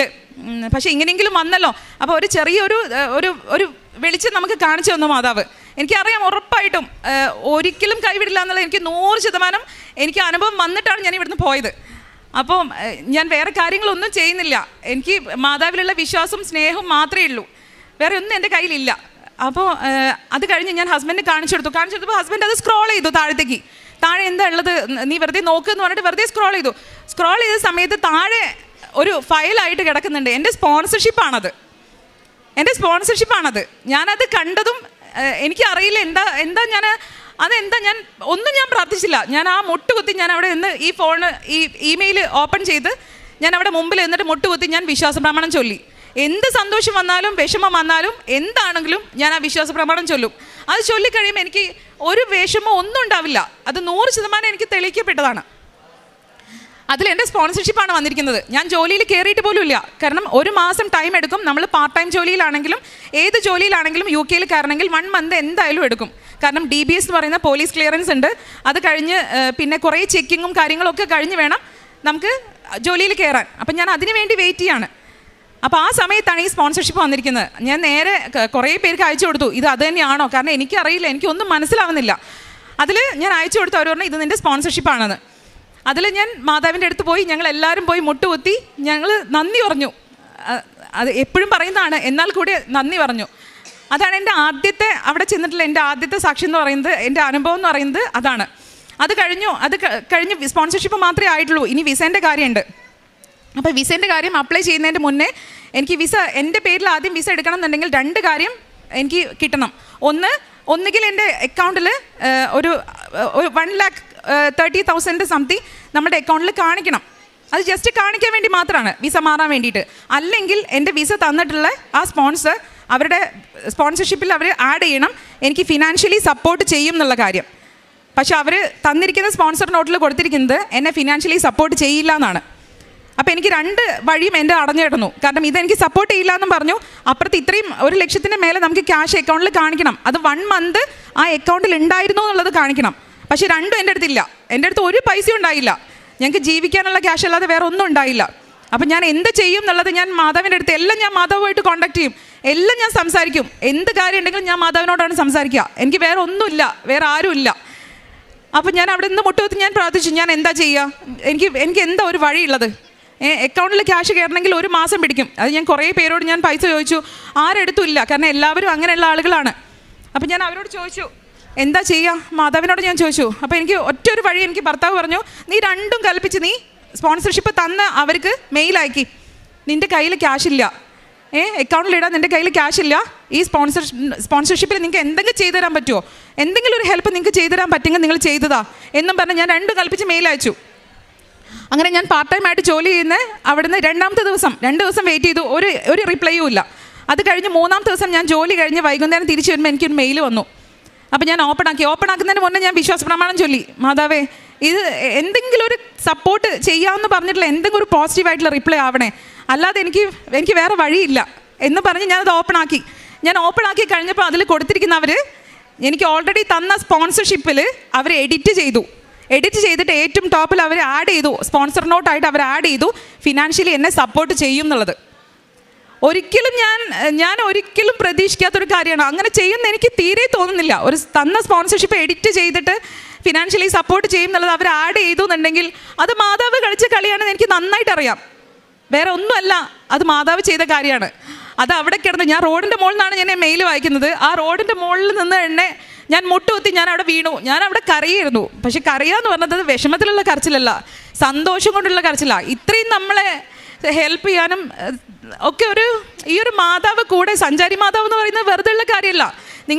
നിങ്ങൾ മനസ്സറിഞ്ഞ് വിളിച്ചാൽ ഉറപ്പായിട്ടും വരും, നിങ്ങളുടെ കൂടെ വരും. അതിലവർ സ്പോൺസർ നോട്ട് ആഡ് ചെയ്തു. അതിൽ ഞാൻ അവരോട് താങ്ക് യു പറഞ്ഞു, ഹെഡ് ഓഫീസിലേക്ക് മെയിൽ ചെയ്തു, ഞാൻ താങ്ക് യു പറഞ്ഞ് എല്ലാം ചെയ്തു. അത് കഴിഞ്ഞു. അതാണ് 2ാമത്തെ കാര്യം. അത് കഴിഞ്ഞ് ഇനി നമ്മളുടെ അടുത്ത സെഷൻ എന്ന് പറയുന്നത് വിസയ്ക്ക് വേണ്ടി അപ്ലൈ ചെയ്യണം. ഈ വിസയ്ക്ക് വേണ്ടി അപ്ലൈ ചെയ്യണമെങ്കിൽ ഒരു സോളിസിറ്റർ വേണം. നമ്മൾക്ക് ഡയറക്റ്റായിട്ട് അപ്ലൈ ചെയ്താൽ അത് സക്സസ്ഫുൾ ആവുമോ അല്ലേ എന്നുള്ളത് നമുക്ക് 1% പോലും അറിയില്ല. കാരണം ഞാൻ ജീവിതത്തിൽ ഇതുവരെ എൻ്റെ ഇവിടുന്ന് പോകുമ്പോൾ വരെയുള്ള വിസ ആപ്ലിക്കേഷൻ ചെയ്തത് വേറെ ആളാണ്, അതെല്ലാം ക്യാഷ് കൊടുത്ത് ചെയ്യിപ്പിച്ചതാണ്. അപ്പോൾ അവിടെ എത്തിക്കഴിഞ്ഞ് ഇനി വിസയ്ക്ക് വെക്കണം. ഈ വിസയ്ക്ക് വെക്കണം എന്നുണ്ടെങ്കിൽ ഞാൻ കുറേ സോളിസിറ്റേഴ്സിനെ വിളിച്ചു, എനിക്കറിയില്ല ആരെയും. പക്ഷേ കോൺടാക്ട് ചെയ്ത് കുറേ പേര് വിളിച്ചു. അവരെല്ലാം പറഞ്ഞത് ഇത്ര രൂപ വേണം, അതായത് 30,000, 40,000, 50,000 വരെ രൂപ വേണം നമുക്കൊരു വിസ ആപ്ലിക്കേഷൻ അവർ ചെയ്യണമെങ്കിൽ. എൻ്റെ കയ്യിൽ ക്യാഷ് ഉണ്ടായില്ല, എൻ്റെ കയ്യിൽ ക്യാഷ് ഇല്ലായിരുന്നു കൊടുക്കാൻ. കടം മേടിച്ച് കൊടുക്കണമെങ്കിൽ ആരെടുത്തും ഇല്ല. അങ്ങനെ ഒന്നും നോക്കിയില്ല. ഞാൻ മാധവൻ്റെ അടുത്ത് വീണ്ടും പോയി ഞാൻ മുട്ടുകുത്തി, ഞാൻ ഫോൺ അവിടെ വെച്ചിട്ട് ഞാൻ പറഞ്ഞു, ഞാൻ എന്താ ചെയ്യേണ്ടത്, സോളിസിറ്റേഴ്സിനെ വിളിച്ചിട്ട് അവരാരും ഹെൽപ്പ് ചെയ്യുന്നില്ല. അവർ ക്യാഷ് കൊടുക്കാതെ അവർ ഒന്നും തുറന്ന് പറയുന്നില്ല. എൻ്റെ അടുത്ത് ഈ സൈഡിൽ എൻ്റെ അടുത്ത് ക്യാഷും ഇല്ല. ഞാൻ എന്താ ചെയ്യേണ്ടതെന്ന് എനിക്കൊരു ഐഡിയ ഇല്ല. ഒന്നും നോക്കുന്നില്ല. ഞാൻ രണ്ടും കൽപ്പിച്ച് ഞാൻ അപ്ലൈ ചെയ്യാൻ പോവാണ്. എനിക്കറിയില്ല എങ്ങനെയാണ് ചെയ്യേണ്ടതെന്ന്, പക്ഷേ രണ്ടും കൽപ്പിച്ച് ഞാൻ അപ്ലൈ ചെയ്യാൻ പോവാണ്. എൻ്റെ കൂടെ നിൽക്കണം, അത്രയേ ഉള്ളൂ. എൻ്റെ കൂടെ ഉണ്ടായിരിക്കണം. ഒരു ചെറിയ കാര്യം തെറ്റിക്കഴിഞ്ഞാൽ അത് റിജക്ഷൻ ആയി കഴിഞ്ഞാൽ പിന്നെ നമുക്ക് ഒന്നും ചെയ്യാൻ പറ്റില്ല. അത് രണ്ടും കൽപ്പിച്ച് ഞാൻ അപ്ലൈ ചെയ്ത് സോളിസിറ്ററിൻ്റെ സ്പേസ് ഉണ്ട്. അതായത് നമ്മൾ സോളിസിറ്ററിനെ വെക്കുകയാണെങ്കിൽ അവിടെ നമ്മൾ ആ സോളിസിറ്ററിൻ്റെ പേര് എഴുതണം. ആ സോളിസിറ്ററിൻ്റെ പേര് എഴുതേണ്ട ഭാഗത്ത് എനിക്ക് ആരുടെ പേരും ഇല്ല കൊടുക്കാൻ. ഞാനത് മുമ്പിൽ അപ്ലിക്കേഷൻ ഓപ്പൺ ചെയ്ത് വെച്ച് സോളിസിറ്ററിൻ്റെ ഭാഗം മുമ്പിൽ വെച്ചിട്ട് ഞാൻ മാതാവിൻ്റെ അടുത്ത് ഞാൻ പറഞ്ഞു, മാതാവാണ് എൻ്റെ സോളിസിറ്റർ, എനിക്ക് വേറെ ആരുമില്ല. കാരണം പൈസ കൊടുക്കാൻ പൈസയും ഇല്ല, ഒന്നുമില്ല. അതുകൊണ്ട് ഞാൻ മാതാവിനെയാണ് ഇവിടെ വെക്കുന്നത്. പേര് ഞാൻ എഴുതുന്നില്ല എന്ന് മാത്രമേ ഉള്ളൂ, പക്ഷേ മാതാവാണ് ഈ സോളിസിറ്റർ. അതാണ് ഞാൻ അപ്ലിക്കേഷൻ വെക്കാൻ പോകുന്നത്. അങ്ങനെ ഞാൻ അതും പറഞ്ഞ് മാതാവിൻ്റെ അടുത്ത് ഫോണിൻ്റെ മുകളിൽ ഞാൻ തൈലും തേച്ച് പ്രാർത്ഥിച്ച് എല്ലാം ചെയ്ത് ഞാൻ അപ്ലിക്കേഷൻ സബ്മിറ്റ് ചെയ്യുമ്പോൾ സ്റ്റാൻഡേർഡ് ആയിട്ടാണ് സബ്മിറ്റ് ചെയ്തത്. സ്റ്റാൻഡേർഡ് ആയിട്ട് വെക്കുന്ന സമയത്ത് 90 ദിവസമാണ് അതിൻ്റെ കാലാവധി. അതായത് 90 ദിവസത്തിൻ്റെ ഉള്ളിൽ നമുക്ക് അപ്ലിക്കേഷൻ സക്സസ്ഫുൾ ആണെങ്കിലും റിജക്ഷൻ ആണെങ്കിലും ഒക്കെ 90 ദിവസം പിടിക്കും. കാരണം അതിന് ക്യാഷ് കൊടുക്കേണ്ട നമ്മൾ സ്റ്റാൻഡേർഡ് ആയിട്ട് കൊടുക്കുമ്പോൾ. അല്ലാതെ നമ്മൾ പെട്ടെന്ന് കിട്ടണമെന്ന് പറഞ്ഞ് കൊടുക്കുകയാണെങ്കിൽ 50,000 വീണ്ടും അതേ റേറ്റിന് നമ്മൾ കൊടുക്കണം. അപ്പോൾ അതുകൊണ്ട് ഞാൻ ഒന്നും നോക്കിയില്ല, കാരണം എൻ്റെ അടുത്ത് ക്യാഷ് ഇല്ല. ഞാൻ 90 ദിവസം എന്നുള്ള സ്റ്റാൻഡേർഡ് വിസയ്ക്ക് ഞാൻ വെച്ച് കഴിഞ്ഞാൽ അടുത്ത ദിവസം എനിക്ക് മെയിൽ വന്നു, നിങ്ങളുടെ ആപ്ലിക്കേഷൻ സബ്മിറ്റഡ് സക്സസ്ഫുള്ളി എന്ന് പറഞ്ഞു. അതായത് ഞാൻ സബ്മിറ്റ് ചെയ്തത് അവർക്ക് കിട്ടിയിട്ടുണ്ട്. അങ്ങനെ കിട്ടിയല്ലോ, ഇനി 90 ദിവസം 90 ഡേയ്സിൻ്റെ ഉള്ളിൽ എങ്ങനെയെങ്കിലും റെഡി ആവും. അപ്പോഴേക്കും ഞാൻ പാർട്ട് ടൈം ആയിട്ട് അവിടെ കയറാൻ പോവാണ്. 20 hours ഞാൻ അവിടെ കയറാൻ പോവാണ്. കയറി കഴിഞ്ഞ് ഒരു 2-3 മാസത്തിനുള്ളിൽ എന്തായാലും റെഡി ആവും എന്നാണ് ഞാൻ ആ ഒരൊറ്റ വിശ്വാസത്തിലാണ് ഞാൻ അവിടെ കയറുന്നത്. അങ്ങനെ 2ാമത്തെ ദിവസം അടുത്ത ദിവസം അപ്ലൈ ചെയ്ത് അടുത്ത ദിവസം എനിക്ക് വിസ സബ്മിറ്റഡ് സക്സസ്ഫുള്ളി എന്ന് വന്നു. 2ാമത്തെ ദിവസം വീണ്ടും എനിക്ക് മെയിൽ വന്നു, സക്സസ്ഫുള്ളി എന്നാണ് ഞാൻ കണ്ടത്. അപ്പോൾ ഞാൻ വീണ്ടും വിചാരിച്ചു, അതെന്താ 2 തവണ അവർ സബ്മിറ്റഡ് സക്സസ്ഫുള്ളി എന്ന് വരുമോ, എനിക്കറിയില്ല. അപ്പം ഞാൻ വീണ്ടും ഒന്ന് ശരിക്കും വായിച്ചു, കാരണം എനിക്ക് കണ്ണ് തെളിയുന്നില്ല, ടെൻഷൻ കൊണ്ടാണ് കണ്ണ് തെളിയാതിരുന്നത്. അങ്ങനെ ഞാൻ ശരിക്കും വായിച്ചു നോക്കിയ സമയത്ത് എൻ്റെ വിസയാണ് അവിടെ സക്സസ്ഫുള്ളി എന്ന് പറഞ്ഞ് വന്നത്. എൻ്റെ വിസ സക്സസ്ഫുൾ ആയി എന്നുള്ള മെയിലാണ് എനിക്ക് വന്നിരിക്കുന്നത്. 2ാമത്തെ ദിവസമാണ് എനിക്ക് വന്നിരിക്കുന്നത്. 3 മാസം സമയം പറഞ്ഞിട്ടുള്ള സ്റ്റാൻഡേർഡ് വിസയ്ക്ക് 2ാമത്തെ ദിവസമാണ് എൻ്റെ ആപ്ലിക്കേഷൻ സക്സസ്ഫുള്ളി എന്ന് പറഞ്ഞു വന്നത്. എനിക്ക് ഒന്നും പറയാനില്ല. ഈ 3 കാര്യങ്ങളും ചെയ്ത് കഴിഞ്ഞപ്പോൾ മാതാവ് കൂടെ തന്നെ എന്ന് പറഞ്ഞാൽ കൂടെ തന്നെയും അല്ല, എൻ്റെ ഉള്ളിൽ തന്നെ അവിടെ തന്നെ ഉണ്ടായിരുന്നു. എനിക്ക് വേറെ ഒന്നും ചെയ്യാൻ പറ്റിയില്ല, ഒന്നും പറയാനും പറ്റിയില്ല. വിസ സക്സസ്ഫുള്ളായി. ഇനി ഇവരത് മാത്രം നോക്കിയാൽ മതി. അത് എൻ്റെ കയ്യിൽ നിൽക്കില്ല, കാരണം എനിക്കറിയില്ല എനിക്ക് എന്താ ചെയ്യേണ്ടതെന്ന്. അത് പിന്നെ ഇവരുടെ വിസയും കൂടെ ചെയ്തു. ഇവരുടെ വിസയും സക്സസ്ഫുള്ളായി, ഞങ്ങൾ അവിടെ സേഫായി. പക്ഷേ ഈ സേഫായി കഴിഞ്ഞപ്പോഴാണ് ഞാൻ അറിയുന്നത് എൻ്റെ ഏജൻസി ഒരു തരത്തിലും എന്നെ ഹെൽപ്പ് ചെയ്തിട്ടില്ല. ഞങ്ങൾ ഇവിടുന്ന് പോയ ഏജൻസി ഞങ്ങൾ ഒരു തരത്തിലും ഹെൽപ്പ് ചെയ്തില്ല. അവർ കുറേ ആപ്ലിക്കേഷൻസ്, ഇന്ന സ്ഥലത്ത് പോയാൽ മതി, അവിടെ ജോലിയുണ്ട്, ഇന്ന സ്ഥലത്ത് പോയാൽ മതി, അവിടെ അപ്ലൈ ചെയ്താൽ മതി എന്നൊക്കെ പറഞ്ഞ് അവർ എപ്പോഴും മെസ്സേജ് അയക്കും. അത് വെറുതെയാണ്. കാരണം പോകുന്നതെല്ലാം അവർ അയക്കുന്ന മെസ്സേജുകൾ മുഴുവൻ ദൂര സ്ഥലങ്ങളിലാണ്. അവിടേക്ക് എത്തുന്നുണ്ടെങ്കിൽ നമുക്ക് ഭയങ്കര ബുദ്ധിമുട്ടാണ്. അവിടേക്ക് പോയി ജസ്റ്റ് ഇൻ്റർവ്യൂ അറ്റൻഡ് ചെയ്യാനേ പറ്റുള്ളൂ. അവർ ജോലിയാക്കി തന്നിട്ടില്ല. പക്ഷെ അതൊന്നും ഞങ്ങൾ ആലോചിച്ചിട്ടില്ല, ആ ഭാഗത്തേ ചിന്തിച്ചിട്ടില്ല. കാരണം ഇനി നെക്സ്റ്റ് എന്താണെന്നുള്ളത് മാത്രമേ ഞങ്ങൾ ചിന്തിച്ചുള്ളൂ. അങ്ങനെ ഞങ്ങളുടെ വിസ 4 പേരുടെ വിസ എല്ലാം സക്സസ്ഫുൾ ആയി കഴിഞ്ഞതിന് ശേഷമാണ് ഞാൻ അറിയുന്നത് ഞങ്ങൾ ഇവിടുന്ന് പോയ ഏജൻസി, അതായത് ജോലി അവിടെ ഉണ്ട് എന്ന് പറഞ്ഞ് ഞങ്ങൾ ഇവിടുന്ന് വിട്ട ഏജൻസി തന്നിട്ടുള്ള സ്പോൺസർഷിപ്പിലെ ആ ഹോം കെയർ, അവരുടെ ലൈസൻസ്, ഞാൻ ഇവിടുന്ന് അവിടെ ഇറങ്ങി UK ഇറങ്ങി 1 മാസം കഴിഞ്ഞപ്പോൾ അവരുടെ ലൈസൻസ് കട്ടായി. ആ ലൈസൻസ് കട്ടായി കഴിഞ്ഞാൽ നമുക്ക് അവിടെ നിൽക്കാൻ പറ്റില്ല. പക്ഷെ ഞാൻ അതൊന്നും അറിഞ്ഞില്ല, ആ ന്യൂസ് ഒന്നും ഞാൻ അറിഞ്ഞില്ല. കാരണം അറിഞ്ഞിട്ടുണ്ടെങ്കിൽ ഞാൻ തളർന്നു പോകും, ഉറപ്പാണ്. പക്ഷേ എല്ലാ വിസയും റെഡി ആയി കഴിഞ്ഞ് ഞങ്ങൾ സേഫ് ആയതിനു ശേഷമാണ് അറിയുന്നത് അവരുടെ ലൈസൻസ് കട്ടായി പോയിട്ടുണ്ടായിരുന്നു. ഞാൻ അവിടെ എത്തി 1 മാസം കഴിഞ്ഞപ്പോൾ. അതിന് എന്താ ഞാൻ പറയേണ്ടത് എനിക്കറിയില്ല. അവിടെ മാതാവിൻ്റെ അടുത്ത് പോയിട്ട് മാതാവിനോട് എന്ത് കാര്യം ഉണ്ടെങ്കിലും അവിടെ പോയി മാതാവിനോട് പറയും, അത്രയേ ഉള്ളൂ. അതാണ് എൻ്റെ ഏറ്റവും വലിയ സന്തോഷം. എന്നെ ഇതുവരെ തളർത്തിയിട്ടില്ല, ഒരു കാരണത്താലും എന്നെ തളർത്തിയിട്ടില്ല. മനസ്സുകൊണ്ടും ശരീരത്തും കൊണ്ടും പോലും ഞാൻ തളർന്നു പോയിട്ടില്ല ഇതുവരെ. അതാണ് എൻ്റെ 3ാമത്തെ കാര്യം. അപ്പം ഇത്രയും വലിയ അനുഭവങ്ങൾ തന്നിട്ടുള്ള ഈ ഒരു മാതാവിൻ്റെ മുമ്പിൽ, തിരുക്കുമാറിൻ്റെ മുമ്പിൽ വെച്ച് എനിക്ക് ഈ സാക്ഷ്യം പറയാൻ പറ്റിയില്ല. എനിക്ക് ഇതിലും അപ്പുറത്തൊരു സന്തോഷമില്ല. അതിന് വേണ്ടിയിട്ടാണ് ഞാൻ UK നിന്ന് വന്നത്. ഇന്നലെ രാത്രി എത്തി. ഇന്നലെ തന്നെ വരണം വിചാരിച്ചു, പക്ഷേ എനിക്ക് പറ്റിയില്ല, മക്കളും എല്ലാവരും ഉള്ളതുകൊണ്ട്. പക്ഷേ ഇന്ന് എനിക്കിവിടെ എത്തി. എനിക്ക് ഇവിടെ വന്ന് എനിക്ക് പറയണം. UK എൻ്റെ കുറേ ഫ്രണ്ട്സിനോട് ഞാൻ പറഞ്ഞു, എല്ലാ നൈജീരിയക്കാരുണ്ടായിരുന്നു, ഇംഗ്ലീഷുകാരുണ്ടായിരുന്നു, അവരോടൊക്കെ ഞാൻ എൻ്റെ ഈ അനുഭവം ഞാൻ എല്ലാവരുമായിട്ടും ഷെയർ ചെയ്തു. കാരണം നമ്മൾ പറയണം, അവർക്കും കൂടെ അത് കിട്ടണം. അത് കഴിഞ്ഞ് എൻ്റെ അവസാനത്തെ ഒരു കാര്യം കൂടെ ഉണ്ട്. എൻ്റെ ഭർത്താവിന് ഡ്രൈവിംഗ് ലൈസൻസ് കിട്ടിയ ഒരു കാര്യമാണ്. അത് UK ഡ്രൈവിംഗ് ലൈസൻസ് ആണ്. അത് എളുപ്പമുള്ള കാര്യമല്ല, വളരെ ബുദ്ധിമുട്ടുള്ള കാര്യമാണ് UK driving licence first time കിട്ടുക എന്നുള്ളത്. അപ്പോൾ ഒരിക്കലും കിട്ടില്ല എന്ന് ഉറപ്പിച്ചതാണ്. കാരണം അത് ട്രൈ ചെയ്യുക. കാരണം ഫസ്റ്റ് ടൈം എങ്ങനെയാണെന്നുള്ളത് ആദ്യം ഒന്ന് പോയി നമ്മൾ എക്സ്പീരിയൻസ് ചെയ്യുക. എന്നിട്ട് നമുക്ക് കിട്ടുമില്ലേ എന്നുള്ളത് നോക്കാമെന്ന് വിചാരിച്ചിട്ട് ആദ്യമായിട്ട് അപ്ലൈ ചെയ്തു. ആദ്യമായിട്ട് തിയറി ടെസ്റ്റ് അപ്ലൈ ചെയ്തു. കുറേ കാര്യങ്ങൾ വായിച്ച് പഠിച്ചു എല്ലാം ചെയ്തു. പക്ഷേ എന്നാലും നമുക്ക് 100% നമുക്ക് കിട്ടില്ല എന്ന് ഉറപ്പിച്ച് ജസ്റ്റ് എക്സ്പീരിയൻസ് ചെയ്യാൻ വേണ്ടി പോയതാണ്. ആ ഒരു എക്സാമിൽ പോകുന്ന സമയത്ത് ഞാൻ എൻ്റെ കാശ് രൂപ എടുത്തു കൊടുത്തു. എന്നിട്ട് പറഞ്ഞു, ഇത് കയ്യിൽ വെക്കണം, മാതാവ് വരും കൂടെ, ഉറപ്പായിട്ടും വരും മാതാവ്.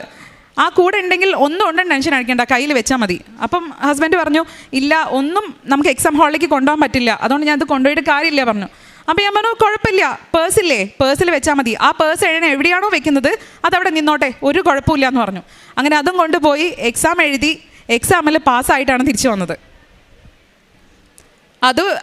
അതും നമുക്ക് ഒരിക്കലും വിശ്വസിക്കാൻ പറ്റാത്തൊരു കാര്യമാണ്. ഞങ്ങളെ സംബന്ധിച്ചിടത്തോളം ഒരിക്കലും വിശ്വസിക്കാൻ പറ്റാത്ത കാര്യമാണ്. അത് കഴിഞ്ഞ് അടുത്തതെന്ന് പറഞ്ഞാൽ ഡ്രൈവിംഗ് ടെസ്റ്റാണ്. ആ ഡ്രൈവിംഗ് ടെസ്റ്റിൽ ഇതേപോലെ ഇംഗ്ലീഷുകാരാണുള്ളത്. ആ ഇംഗ്ലീഷുകാർ അവർ പറയുന്ന ഇംഗ്ലീഷൊന്നും നമുക്ക് ക്ലിയർ ആവണം എന്നില്ല. കാരണം അവരുടെ സ്ലാങ് വേറെയാണ്, നമ്മളുടെ ഇംഗ്ലീഷേ അല്ല. അപ്പോൾ അത് മനസ്സിലാക്കിയെടുക്കാൻ നമുക്ക് ഭയങ്കര ബുദ്ധിമുട്ടാണ്. അപ്പോൾ UK ചെന്ന് 1 വർഷം 6 മാസം ആയപ്പോഴാണ് ഞങ്ങളിത് അപ്ലൈ ചെയ്യാൻ പോയത്. അപ്പോൾ ഇത്തിരി ബുദ്ധിമുട്ടായിരുന്നു. പക്ഷേ എന്നാലും കുഴപ്പമില്ല, തോൽക്കുന്നു അതും 100% ഉറപ്പിച്ച് പോയതാണ്. കിട്ടിയില്ലെങ്കിലും കുഴപ്പമില്ല, ജസ്റ്റ് എങ്ങനെയാണെന്നുള്ളത് നമുക്ക് കണ്ട് മനസ്സിലാക്കാമല്ലോ. എങ്ങനെയാണ് എക്സാം എങ്ങനെയാണെന്നുള്ളത്. തിയറി അല്ല, പ്രാക്ടിക്കൽ ടെസ്റ്റാണ്. അങ്ങനെ അതും പോകുന്ന സമയത്ത് ഞാൻ എൻ്റെ കാശ് രൂപം മുഴുവനായിട്ട് ഞാൻ മാല ഊരി ഞാൻ കഴുത്തിലിട്ട് കൊടുത്തു. എന്നിട്ട് പറഞ്ഞു, ഇതും അതേപോലെ തന്നെയാണ്, ഒന്നും വിഷമിക്കേണ്ട, അവർ പറയുന്ന ഇനി ഒന്നും മനസ്സിലായില്ലെങ്കിലും കുഴപ്പമില്ല, ടെൻഷൻ അടിക്കേ വേണ്ട, എല്ലാം മാതാവ് നോക്കിക്കോളും, ഒന്നും ശ്രദ്ധിക്കേണ്ട ആവശ്യമില്ല, മാതാവ് നോക്കിക്കോളും. എനിക്ക് 100% ഉറപ്പാണ്, ഞാൻ കൂടെ ഇല്ലെങ്കിലും മാതാവ് ഉണ്ട് കൂടെ. അങ്ങനെ ഞാൻ കാറിനുള്ളിൽ കയറി, ഞാൻ തൈലം എടുത്ത് ഞാൻ വിശ്വാസപ്രമാണം ചൊല്ലി കാർ മുഴുവൻ ഞാൻ തേച്ചു. ഉപ്പെടുത്ത് ഞാൻ വിതറി. ഇതെല്ലാം എന്ന് പറയുന്നത് ഈ മാതാവിൻ്റെ എല്ലാ കാര്യങ്ങളും, തൈലാണെങ്കിലും കാശുരൂപാണെങ്കിലും നമ്മളുടെ ഉപ്പാണെങ്കിലും തേനാണെങ്കിലും ഇതെല്ലാം ഭയങ്കര ദൈവികമായിട്ടുള്ള കാര്യങ്ങളാണ്. ഒരിക്കലും നമ്മളത് തെറ്റായ രീതിയിൽ ഉപയോഗിക്കരുത്. നിങ്ങളത് നേരായ രീതിയിൽ മനസ്സറിഞ്ഞ് നിങ്ങൾ ഉപയോഗിക്കുകയാണെങ്കിൽ അത് അതിൻ്റെതായ ഫലം തരും. അത് 100% ഞാൻ അറിഞ്ഞിട്ടുള്ള ഒരാളാണ്. കാറിൻ്റെ ഉള്ളിൽ കയറി ഞാൻ തൈലം തേച്ചു, ഉപ്പ് ഇട്ടു. എന്നിട്ട് ഞാൻ പറഞ്ഞു, ഒന്നും വിഷമിക്കേണ്ട, കാറ് നിങ്ങൾ വിജയിച്ചേ വരൂ, അതെനിക്ക് ഉറപ്പാണ്. പക്ഷേ അത് വിചാരിച്ച് പോകണ്ട, പക്ഷേ നിങ്ങൾ വിജയിച്ചേ വരൂ, മാതാവ് കൂടെ ഉണ്ടാവും. അങ്ങനെ പോയി ഡ്രൈവിംഗ് ടെസ്റ്റ് നടന്ന് ലാസ്റ്റായി വണ്ടി നിർത്തി കഴിഞ്ഞപ്പോഴും അവർ പറഞ്ഞില്ല, തോറ്റു എന്നും പറഞ്ഞില്ല, ജയിച്ചു എന്നും പറഞ്ഞില്ല. കാരണം ലാസ്റ്റേ പറയൂ. വണ്ടി നിർത്തി കഴിഞ്ഞു. ഹസ്ബൻഡ് അത്രയും ടെൻഷനിൽ നിൽക്കുകയാണ്. എന്താണ് പറയാൻ പോകുന്നതെന്നുള്ള ടെൻഷനിലാണ്. കിട്ടൂല എന്നുള്ളതാണ് പറയാൻ പോകുന്നത് തന്നെ പ്രതീക്ഷിച്ചായിരിക്കുന്നത്. അങ്ങനെ അവർ ആ കൂടെ ഉണ്ടായിരുന്ന ഹസ്ബൻഡിൻ്റെ തോളിൽ തട്ടിയിട്ട് പറഞ്ഞു, നന്നായിട്ടുണ്ട്, നീ നന്നായിട്ട് ഡ്രൈവ് ചെയ്തു, വെൽ ഡൺ, കൺഗ്രാജുലേഷൻസ് എന്നും പറഞ്ഞു. അത് കേട്ടതോടുകൂടി പിന്നെ എന്നേക്കാൾ കൂടുതൽ ടെൻഷനുള്ള ഒരാളാണ്. അതേപോലെ മാതാവിന് വിശ്വാസമുള്ള ഒരാളുമാണ്. അതോടുകൂടെ എന്താ പറയേണ്ടതെന്നറിയില്ല. അവിടെ വെച്ച് എന്നെ വിളിച്ചു, ഇങ്ങനെ ഡ്രൈവിംഗ് കിട്ടി, അയാൾ വെൽ ഡൺ എന്ന് പറഞ്ഞു, എനിക്ക് കൈ തന്നു, ഞാൻ പാസ്സായി. എനിക്ക് വിശ്വസിക്കാൻ പറ്റുന്നില്ല, ഞാൻ തിരിച്ചെങ്ങനെയാണ് വീട്ടിലേക്ക് വരികയെന്ന് എനിക്ക് അറിയില്ല. കാരണം അത്രയും ആലോചിച്ചിട്ട് ഒന്നും കിട്ടുന്നില്ല. സന്തോഷിക്കുകയാണോ കരയുകയാണോ എന്താണെന്നൊന്നും മനസ്സിലാവുന്നില്ല. അത്രയും വലിയ അനുഗ്രഹമാണ്. ഞങ്ങൾക്ക് വേണ്ടതെല്ലാം തന്നു. ഇപ്പം നമ്മൾ സേഫാണ്. സേഫ് എന്ന് പറഞ്ഞാൽ അത്രയും സേഫാണ്. അന്ന് മുതൽ ഇന്ന് വരെ ഒരു ടെൻഷനും ഞങ്ങൾ അടിച്ചിട്ടില്ല. എത്ര ജോലി ഇല്ലാതെയായിട്ടും സ്പോൺസർഷിപ്പ് ഇല്ലാതെയായിട്ടും ലൈസൻസ് കട്ടായിട്ടും ഒരു ടെൻഷനും ആയില്ല. ആ മനസ്സിൻ്റെ ഉള്ളിൽ ആ മാതാവ്, നമ്മൾ നേരായ വഴിയിലൂടെ പോവുകയാണെങ്കിൽ മാതാവ് ഉള്ളിലുണ്ടെങ്കിൽ നിങ്ങളൊന്നും പേടിക്കേണ്ട. ഒരിക്കലും നമ്മൾ ഒരാളെ പോലും കുറ്റം പറയാൻ പാടില്ല, ഒരാളെ പോലും നമ്മൾ വെറുക്കാൻ പാടില്ല. നിങ്ങൾ എത്രത്തോളം ദ്രോഹം ചെയ്തവരാണെങ്കിൽ കൂടെ ഒരിക്കലും നിങ്ങൾ അവരെ വെറുക്കരുത്. അവർക്ക് നല്ലത് വരാൻ മാത്രമേ നിങ്ങൾ പ്രാർത്ഥിക്കാവൂ. ഞാൻ ഈ ഒരു ഉടമ്പടിയിൽ കയറിയതിന് ശേഷം ഞാൻ കുറച്ച് എളിമയുള്ള ആളാണ് ഞാൻ ഓൾറെഡി. പക്ഷേ ഇതിൽ കയറിയതിന് ശേഷം ഒരാളും എനിക്ക് ശത്രുക്കളില്ല, ഒരു ശത്രുക്കളില്ല. എന്നെ ദ്രോഹിച്ച പലരുണ്ട്, എന്നെ തളർത്തിയ പലരുണ്ട്, എന്നെ വേദനിപ്പിച്ച കുറേ പേരുണ്ട്. പക്ഷെ അതൊന്നും എന്നെ ഏറ്റിട്ടില്ല. ഞാൻ അപ്പോഴും അവർക്ക് കുഴപ്പമില്ല, അത് അവർ ചിന്തിക്കുന്നതല്ലേ, സാരല്ലേ, അത് മാറിക്കോളും, അവരെ മാതാവിൻ്റെ വഴിയിൽ നടക്കണേന്ന് മാത്രമേ ഞാൻ പ്രാർത്ഥിച്ചിട്ടുള്ളൂ. അല്ലാതെ അവർ തെറ്റാണ്, അവർ ശരിയല്ല എന്നുള്ളതൊന്നുമല്ല ഞാൻ പ്രാർത്ഥിച്ചത്. അവരെ മാതാവിൻ്റെ വഴിയിൽ നടത്തണം, അവരെ നല്ല വഴി കാണിച്ചു കൊടുക്കണം, അവരെ ഈ ചിന്തയിൽ നിന്ന് മാറി നല്ലത് ചിന്തിക്കാൻ പറഞ്ഞു കൊടുക്കണം. ഇത് മാത്രമേ പറഞ്ഞുള്ളൂ. പിന്നെ ഞാൻ പ്രേക്ഷിത പ്രവർത്തനം ചെയ്തത് ഇവിടുന്ന് പോകുന്നതിൻ്റെ മുന്നേ ഞാൻ പത്രങ്ങളെല്ലാം കൊടുത്തിരുന്നു. ഞാൻ മെഡിക്കൽ കോളേജിൻ്റെ അടുത്താണ് എൻ്റെ വീട് ഉണ്ടായിരുന്നത്. അപ്പോൾ അവിടെ ഞാൻ കുറേ പേർക്ക് പത്രങ്ങൾ കൊടുത്തു. അപ്പോൾ ഉണ്ടായിരുന്ന എൻ്റെ അനുഭവം എല്ലാം പറഞ്ഞിട്ടാണ് ഞാൻ കൊടുത്തത്. പിന്നെ UK പോയതിന് ശേഷം എനിക്ക് കൂടുതലായിട്ട് പ്രേക്ഷിത പ്രവർത്തനങ്ങളൊന്നും ചെയ്യാൻ പറ്റിയില്ല. പക്ഷേ ഞാനൊരു ഗ്രേസ് പാലിയേറ്റീവ് മുക്കം, ഞങ്ങൾ താമസിക്കുന്ന അവിടെ ഒരു പാലിയേറ്റീവ് കെയർ യൂണിറ്റ് ഉണ്ട്.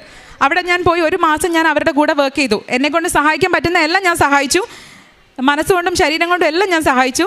ഇപ്പം ഞാൻ UK എത്തിയതിന് ശേഷം എനിക്ക് ജോലി കിട്ടി അന്ന് മുതൽ ഇന്ന് വരെ ഞാൻ അവർക്ക് കുറച്ച് എനിക്ക് പറ്റുന്ന രീതിയിൽ ഞാൻ ക്യാഷ് അയച്ചു കൊടുക്കും. പാവപ്പെട്ട ആളുകൾക്ക് നിങ്ങൾ എന്തെങ്കിലും ചെയ്യുകയാണെങ്കിൽ അതിലേക്ക് ചെയ്യണം, എനിക്ക് ഇങ്ങനെ ചെയ്തു തരാൻ പറ്റുന്നുള്ളൂ എന്ന് പറഞ്ഞ് ഞാൻ ക്യാഷ് അയച്ചു കൊടുക്കും. അതാണ് ഞാൻ ചെയ്യുന്ന പ്രേക്ഷിത പ്രവർത്തനം. ഇപ്പോൾ ഞാൻ തിരിച്ച് പോയി കഴിഞ്ഞാൽ ഞാൻ അവിടെ പോയിട്ട് എനിക്ക് അവരുടെ കൂടെ കുറച്ച് ദിവസം എനിക്ക് വീണ്ടും ഞാൻ അവരുടെ കൂടെ ജോയിൻ ചെയ്യും. എന്തെങ്കിലും എനിക്ക് സഹായിക്കാൻ പറ്റുന്ന ഒക്കെ ചെയ്യണം. അതാണ് എൻ്റെ പ്രേക്ഷിത പ്രവർത്തനം. പിന്നെ ഞാൻ വർക്ക് ചെയ്യുന്ന കെയർ ഹോം എന്ന് പറയുന്നത് അത്രയും സ്റ്റാൻഡേർഡ് ആയിട്ടുള്ളൊരു കെയർ ഹോമാണ്. അവിടെയുള്ള അമ്മമാരെന്ന് പറയുന്നത് ഡിമെൻഷ്യ ഉള്ള അമ്മമാരാണ്, അമ്മമാരല്ല അമ്മൂമ്മമാരാണ്. അവരിലെ എല്ലാവരും എൻ്റെ സ്വന്തം ആളുകളെ പോലെ ഞാൻ കാണുന്നത്. അതായത് ഈ മാതാവിൻ്റെ മുഖമാണ് ഞാൻ അവരുടെ മുഖത്തെല്ലാം കാണുന്നത്. അതുകൊണ്ട് തന്നെ ഞാൻ ഈ മാതാവിനെ ഞാൻ എങ്ങനെയാണോ ട്രീറ്റ് ചെയ്യുന്നത് അതേപോലെയാണ് ഞാൻ അമ്മൂമ്മമാരെ നോക്കുന്നത്. അവർ എന്ത് പറഞ്ഞാലും ചീത്ത പറഞ്ഞാലും എന്ത് പറഞ്ഞാലും ആ ഒരു അപ്രോച്ചിലാണ്. എല്ലാവരും ഈ മാതാവിൻ്റെ മുഖമാണ് ഞാൻ കാണാറ്, അവരുടെ എല്ലാവരുടെ മുഖത്തും. അതുകൊണ്ട് തന്നെ എനിക്ക് അത്രയും ഞാൻ ഹാപ്പി ആയിട്ടാണ് ഞാൻ ജോലി ചെയ്യുന്നത്. എൻ്റെ കടങ്ങളെല്ലാം പകുതി മുക്കാലും ഞാൻ വീട്ടിൽ കഴിഞ്ഞു. ഞാനും ഹസ്ബൻഡും കൂടെ എല്ലാം വീട്ടിൽ കഴിഞ്ഞു. അത്രയും സന്തോഷത്തോടു കൂടിയിട്ടാണ് ഇന്നലെ ഞാൻ UK വന്നത്. ഇവിടെ വന്ന് ഇങ്ങനെ ഈ ഒരു സമയത്തിന് വേണ്ടിയിട്ടാണ് ഞാൻ കാത്തുനിന്നത്. 2 വർഷമായി ഞാൻ UK പോയിട്ട്. ഇവിടെ വന്ന് നിങ്ങളെ മുന്നിൽ ഇങ്ങനെ പറയണം, മാതാവിൻ്റെ മുമ്പിൽ ഈ സ്റ്റേജിൽ കയറിയിട്ട് പറയണം, ഇതായിരുന്നു എൻ്റെ ഏറ്റവും വലിയ ആഗ്രഹം. അത് സാധിക്കുമെന്ന് ഞാൻ വിചാരിച്ചില്ല. കാരണം ഇത് മുകളിൽ നിന്ന് നമുക്ക് ഗ്രേഡ് ചെയ്ത് തരണം, ഇവിടെ പറയാൻ പറ്റുമല്ലേ എന്നുള്ളത്. പക്ഷെ അത് തന്നതോട് കൂടിയിട്ട് എൻ്റെ എല്ലാം ആയി. ഞാൻ എല്ലാം സമർപ്പിച്ചു. ഞാൻ ഈ മുമ്പിലെല്ലാം സമർപ്പിച്ച് ഞാൻ വിശ്വാസ പ്രമാണം ചൊല്ലി ഞാൻ ഇവിടെ നിങ്ങളുടെ മുമ്പിൽ പറഞ്ഞു. എനിക്ക് ഇതിലും വലിയൊരു സന്തോഷം എനിക്കില്ല. അതുകൊണ്ട് നന്ദി മാതാവിനും തിരുക്കുമാരനും എൻ്റെ കുടുംബത്തിനും ഇവിടെ വന്ന് ഈ സാക്ഷ്യം പറയാൻ കൃപ തന്ന പരിശുദ്ധ അമ്മയ്ക്കും എൻ്റെ യേശുക്രിസ്തുവിനും ആദ്യമേ തന്നെ എൻ്റെ നന്ദി അറിയിക്കുകയാണ്. എൻ്റെ പേര് റോയ്. ഞാൻ എറണാകുളം ജില്ലയിൽ കോലഞ്ചേരിയിലാണ് താമസിക്കുന്നത്. ഞങ്ങൾ ഇപ്പോൾ താമസിക്കുന്ന UK ലീവിന് വന്നതാണ്. ഞാൻ 2022 ഒക്ടോബർ 14-ാം തീയതിയാണ് ഞാൻ ആദ്യമായിട്ട് ഉടമ്പടി എടുത്തത്. അതിന് മുമ്പ് 2 മാസം മുമ്പ് എൻ്റെ വൈഫ് UK പോയായിരുന്നു. അപ്പോൾ ഞങ്ങളെ കൊണ്ടുപോകാൻ വേണ്ടി അവൾ ശ്രമിച്ചെങ്കിലും അവിടെ ഞങ്ങൾക്കൊരു വീട് ലഭിക്കാത്തതുകൊണ്ട് ഞങ്ങളെ കൊണ്ടുപോകാൻ വളരെ ബുദ്ധിമുട്ടായിരുന്നു. അവിടെ പല സ്ഥലത്തും അന്വേഷിച്ചപ്പോൾ അവിടെ ഭാര്യയ്ക്കും ഭർത്താവിനും ജോലിയുണ്ടെങ്കിൽ മാത്രമേ വീട് നൽകുകയുള്ളൂ എന്ന് പറഞ്ഞു. ഞങ്ങൾ വളരെ വിഷമിച്ച് ബുദ്ധിമുട്ടി. കാരണം ഞങ്ങൾക്ക് ഇനിയും ഫാമിലിയായിട്ട് അവിടെ താമസിക്കാൻ പറ്റില്ലല്ലോ എന്നോർത്ത് വിഷമിച്ചിരിക്കുമ്പോൾ ഭാര്യ വിളിച്ചു പറഞ്ഞു, ഇങ്ങനെ കൃപാസനത്തിൽ പോയി ഉടമ്പടി എടുത്ത് പ്രാർത്ഥിച്ചാൽ എന്തായാലും നമുക്ക് അതിന് അമ്മ അനുഗ്രഹിക്കും, നമ്മളെ കൈവിടില്ല എന്ന് പറഞ്ഞു. അങ്ങനെയാണ് ഞാനിവിടെ വന്ന് ഉടമ്പടി എടുത്തത്. അങ്ങനെ ഉടമ്പടി എടുത്ത് ഞങ്ങൾ പ്രാർത്ഥിച്ചു.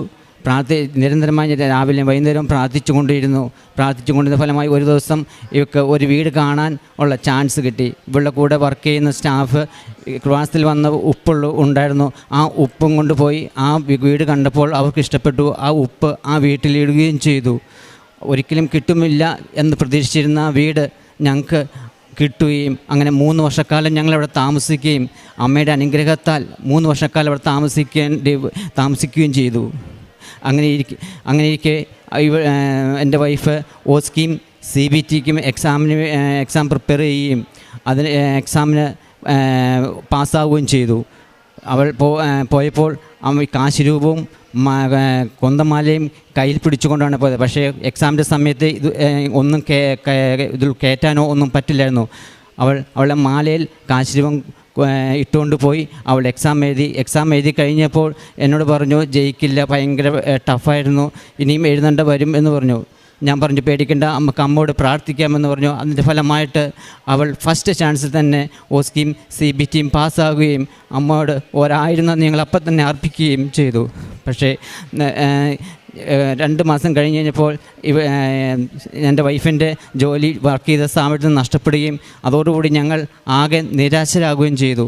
ഞങ്ങളുടെ കൂടെ പല സുഹൃത്തുക്കളും പറഞ്ഞു, പുതിയ സ്ഥലത്ത് ജോലി കിട്ടിയില്ലെങ്കിൽ 50 ദിവസം കൂടി മാത്രമേ നിങ്ങൾക്ക് ഇവിടെ UK താമസിക്കാൻ പറ്റുള്ളൂ, അല്ലെങ്കിൽ ജോലി കിട്ടിയില്ലെങ്കിൽ നിങ്ങൾക്ക് തിരിച്ചു പോകേണ്ടി വരും എന്ന് പറയുകയും ചെയ്തു. ഇതോടുകൂടി ഞങ്ങൾ ആകെ നിരാശപ്പെടുകയും ആകെ തകർന്നു പോവുകയും ചെയ്തു. ഞങ്ങൾ ഈ സമയത്ത് വൈഫ് ഓൺലൈനായിട്ട് ഉടമ്പടി എടുക്കുകയും ഞങ്ങൾ നിരന്തരം അമ്മയോട് പ്രാർത്ഥിച്ചിരുന്നു, അമ്മയെ ഞങ്ങൾ ഉപേക്ഷിക്കരുതേ, ഞങ്ങളുടെ മക്കളുടെ ഭാവിയെ ഓർത്ത് അമ്മയെ ഞങ്ങളെ അനുഗ്രഹിക്കണമേ, ഞങ്ങളെ കാക്കണമേ എന്ന് ഞങ്ങൾ നിരന്തരമായിട്ട് പ്രാർത്ഥിച്ചു കൊണ്ടിരുന്നു. ഒരു മാസക്കാലം പ്രാർത്ഥിച്ചു കൊണ്ടിരുന്നിട്ടും ഞങ്ങൾ ആകെ ടെൻഷൻ അടിച്ച് 20 ദിവസം മാത്രമേ ഉള്ളൂ ഞങ്ങൾക്ക് യുവക്കിൽ ജീവിക്കാൻ പറ്റുള്ളൂ എന്ന് വിചാരിച്ച് ഞങ്ങൾ വളരെ, എൻ്റെ വൈഫ് എന്നും ഫുൾ ടൈം കരഞ്ഞ് പ്രദക്ഷിണ പ്രാർത്ഥനയും അച്ഛൻ്റെ പ്രസംഗവും ചൊവ്വാഴ്ച ധ്യാനം കൂടിയും ഒക്കെ ചെയ്തുകൊണ്ടിരുന്നു. അച്ഛൻ്റെ വൈകിട്ടത്തെ രാവിലത്തെ 5:30 പ്രാർത്ഥനയും രാവിലെയും വൈകുന്നേരം എല്ലാം കേട്ടുകൊണ്ട് ഞങ്ങൾ ഫുൾ ടൈം പ്രാർത്ഥന മാത്രം ഒഴുകി കരഞ്ഞ് ഞങ്ങൾ മുമ്പോട്ട് പോയിക്കൊണ്ടിരുന്നു. ഒരു ദിവസം വൈഫ് പറഞ്ഞു, അമ്മയോട് പറഞ്ഞു, അമ്മ ഞങ്ങളുടെ കൂടെ ഉണ്ടെന്ന് ഞങ്ങൾക്ക് ഒരു തെളിവ് അമ്മയ്ക്ക് തരണമെന്ന് പ്രാർത്ഥിച്ചു. അതിൻ്റെ ഒരു രാത്രി ഞങ്ങൾ പ്രാർത്ഥിച്ചുകൊണ്ടിരുന്നപ്പോൾ വൈഫിന് എന്തോ നല്ലൊരു സുഗന്ധം അവൾക്ക് അനുഭവപ്പെടുകയും ചെയ്തു. അവൾ പറഞ്ഞു, എനിക്ക് എന്തോ നല്ലൊരു സുഗന്ധം, നല്ലൊരു മണം എനിക്ക് കിട്ടിയെന്ന് പറഞ്ഞു. അപ്പോൾ ഞാൻ പറഞ്ഞു, പേടിക്കണ്ട, അമ്മ നമ്മുടെ കൂടെയുണ്ട് പറഞ്ഞു. അങ്ങനെ 2 ദിവസം കഴിഞ്ഞപ്പോൾ അവൾ വീണ്ടും കണ്ണീരോട് പറഞ്ഞു, ഞങ്ങൾക്ക് എന്തെങ്കിലും അടയാളം താ അമ്മേ, എന്തെങ്കിലും അടയാളം, അമ്മ ഞങ്ങളുടെ കൂടെയുണ്ട് എന്നൊരു അടയാളം ഞങ്ങൾക്ക് തന്നാൽ മാത്രമേ ഞങ്ങൾക്ക് വിശ്വാസം വരുള്ളൂ അമ്മയെന്ന് പറഞ്ഞു. അന്ന് പ്രാർത്ഥിച്ചുകൊണ്ട സമയത്ത് അവിടെ ഭയങ്കര തണുപ്പായിക്കൊണ്ട് കോട്ടൊക്കെ ഇട്ടായിരിക്കുന്നത്. അപ്പോൾ അവൾ പ്രാർത്ഥനയെല്ലാം കഴിഞ്ഞ് അവൾ എഴുന്നേറ്റ് വെറുതെ പോക്കറ്റിൽ കൈയിട്ടപ്പോൾ എന്തോ സാധനം പോക്കറ്റിൽ തടയുന്നതായിട്ട് അവൾക്ക് തോന്നി. അവൾ പോക്കറ്റിൽ കൈയിട്ട് തടഞ്ഞപ്പോൾ ആ സാധനം എടുത്തു നോക്കിയപ്പോൾ അമ്മയുടെ കാശ് രൂപം. അവൾ നോക്കിയത് എവിടെ നിന്നൊക്കെ വന്നോ ഒന്നും അവൾക്ക് മനസ്സിലാവുന്നില്ല. അവൾ അപ്പോൾ തന്നെ എന്നെ വിളിച്ചു, ഈ കാശ് ഒരു ഫോട്ടോ അയച്ചു വന്നു, ഈ കാശ് രൂപം എവിടെയെങ്കിലും കണ്ടിട്ടുണ്ടോ എന്ന് വെച്ചു.